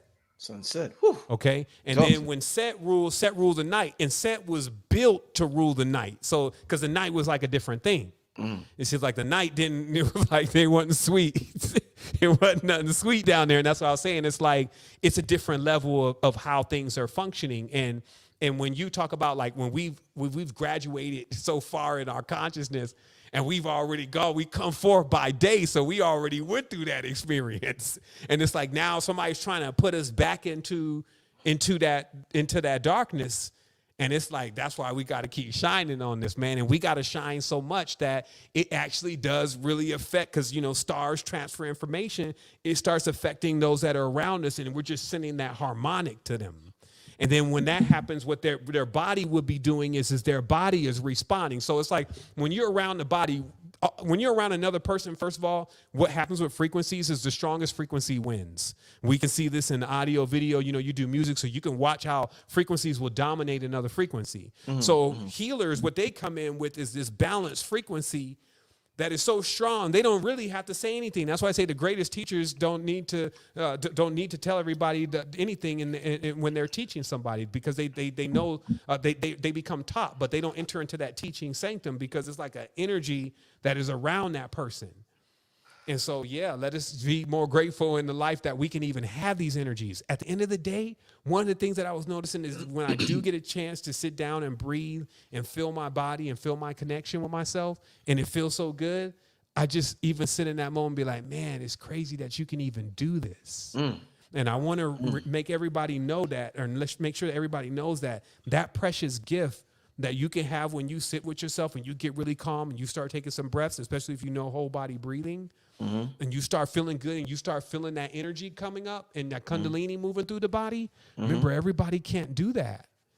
It's an extremely powerful gift to be able to feel good, right? So, let's give thanks. Hey, Sevan, do you have a Cash App? They're asking if you have a Cash App. I don't, man. I haven't been on any of these new systems. Like I got a little bit with Bitcoin. Everybody, if you want to assist anything with secret energy, because we're always deploying stuff, you could go to the site, and we got input, output, meaning, so if you don't have anything, we got you. Like, we really do have a way to put you on the fast track. And that's why I'm inventing stuff, because I'm able to put it into the affiliation, and then you're able to just send a link to it. And you don't got to even send a link to the things that are on the site. You can just send a link to knowledge or information that is on the site. So we created basically a system where when you're sharing this knowledge, if somebody comes to the website and then they make a transaction because they were looking at that knowledge, you should get some money for that, because you were responsible for them coming to the site. And so that's how the site is designed. It's designed for us all to create something and to be able to sustain ourselves. And we got something new coming. You can find it at dreamengine.ai.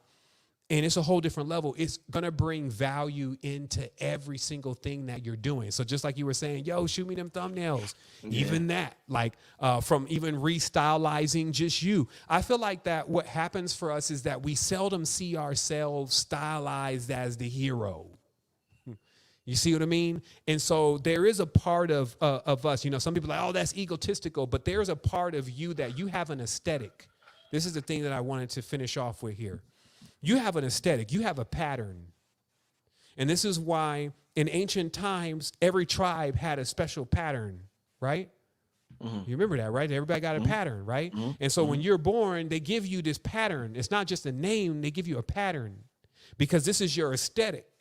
And generally, this is like an easy way for you to always go home. Because as an explorer, you leave from somewhere. You're not always out. You got a home.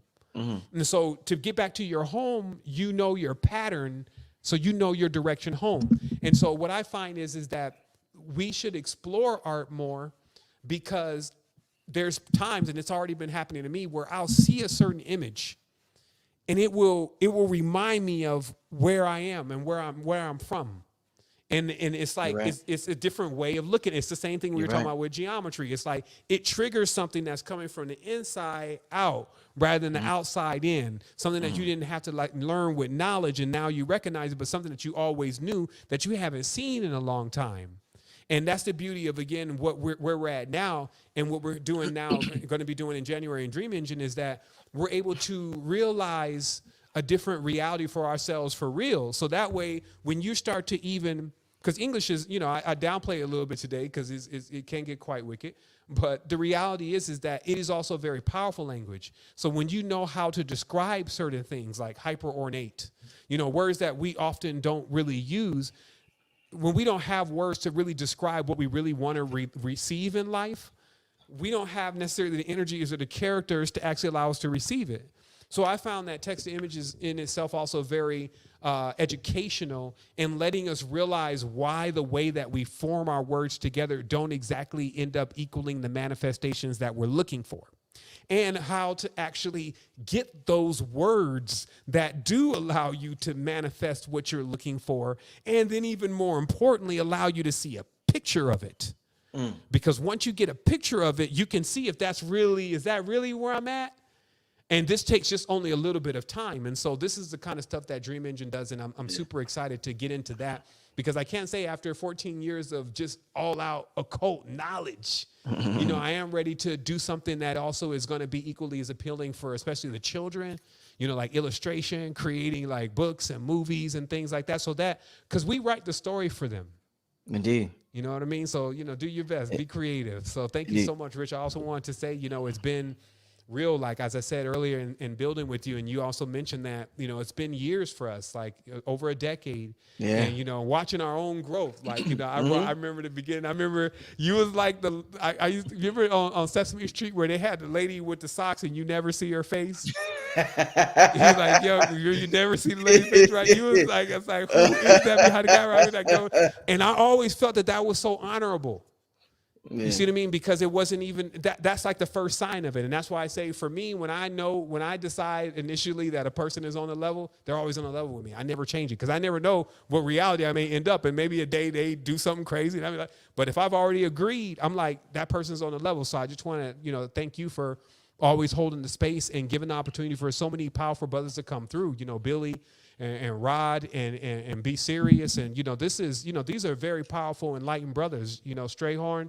All of these beings are in themselves unique keys that unlock very special doors. Yeah. And so that's the other thing that I know that we have to be aware of in this whole field of consciousness is that it's not that we're disagreeing at all. We're actually servicing the being that is on that dimension that only believes that. And technically, you really want to get to a point where it's like that's why I say I don't want to teach second grade all my whole life because I will start adapting the mindset of a second grader. So I want to level up too. And in order for me to do that, I need to know how to get unstuck. Right. Indeed. And so that means that I can't really hold to anything that somebody says that I am or what I'm supposed to be. I need to look at the whole picture and be like, okay, now I see the bigger thing. And so, yeah, I hope I can share that with everybody. Wholeness. Indeed. You know, I appreciate the way you ended the live, you know, when you talked about the English language and certain things and pictures resonating with us. One of the things, just to say this real quick, as far as the English language, one of the letters that just send me somewhere in my mind to some type of ancient memory when I see XYZ, there's something about the letters X, Y, and Z. Something about the last three letters of the alphabet they send me somewhere ancient where I could just write Z on a piece of paper and zone out and look at Z, or write X, zone out, or write Y and zone out. Those 3 letters allow me to really zone out and just tap into something cosmic. Yes. So I definitely feel what you're saying, my brother. I thank you once again. I thank everybody Absolutely. for tuning in. I look forward to the days that we're able to open up the sanctums, Yeah. have this knowledge like itemized with pictures. Oh yeah. Got folks coming in at level 1 rather than level 10 right away, because that's where we're at. You know what I mean? And they're enjoying it. It's gamified, so they're earning as they go and waxing stronger. They're mentoring the ones that are there underneath them. The communication is fluid. The arbitration system is in, so nobody is arguing. There's a check in. You see what I mean? That's a super civilization. Oh yeah. But I got to go inside first with that. Right. So let us continue to wax strong with the energy, and remember, there's so much available. Why mine? So much. Everybody, shout out to everybody for tuning in. Brother Rich, Sevan, Bomar, we out of here. Peace. See you on January. Peace. Yeah. All right.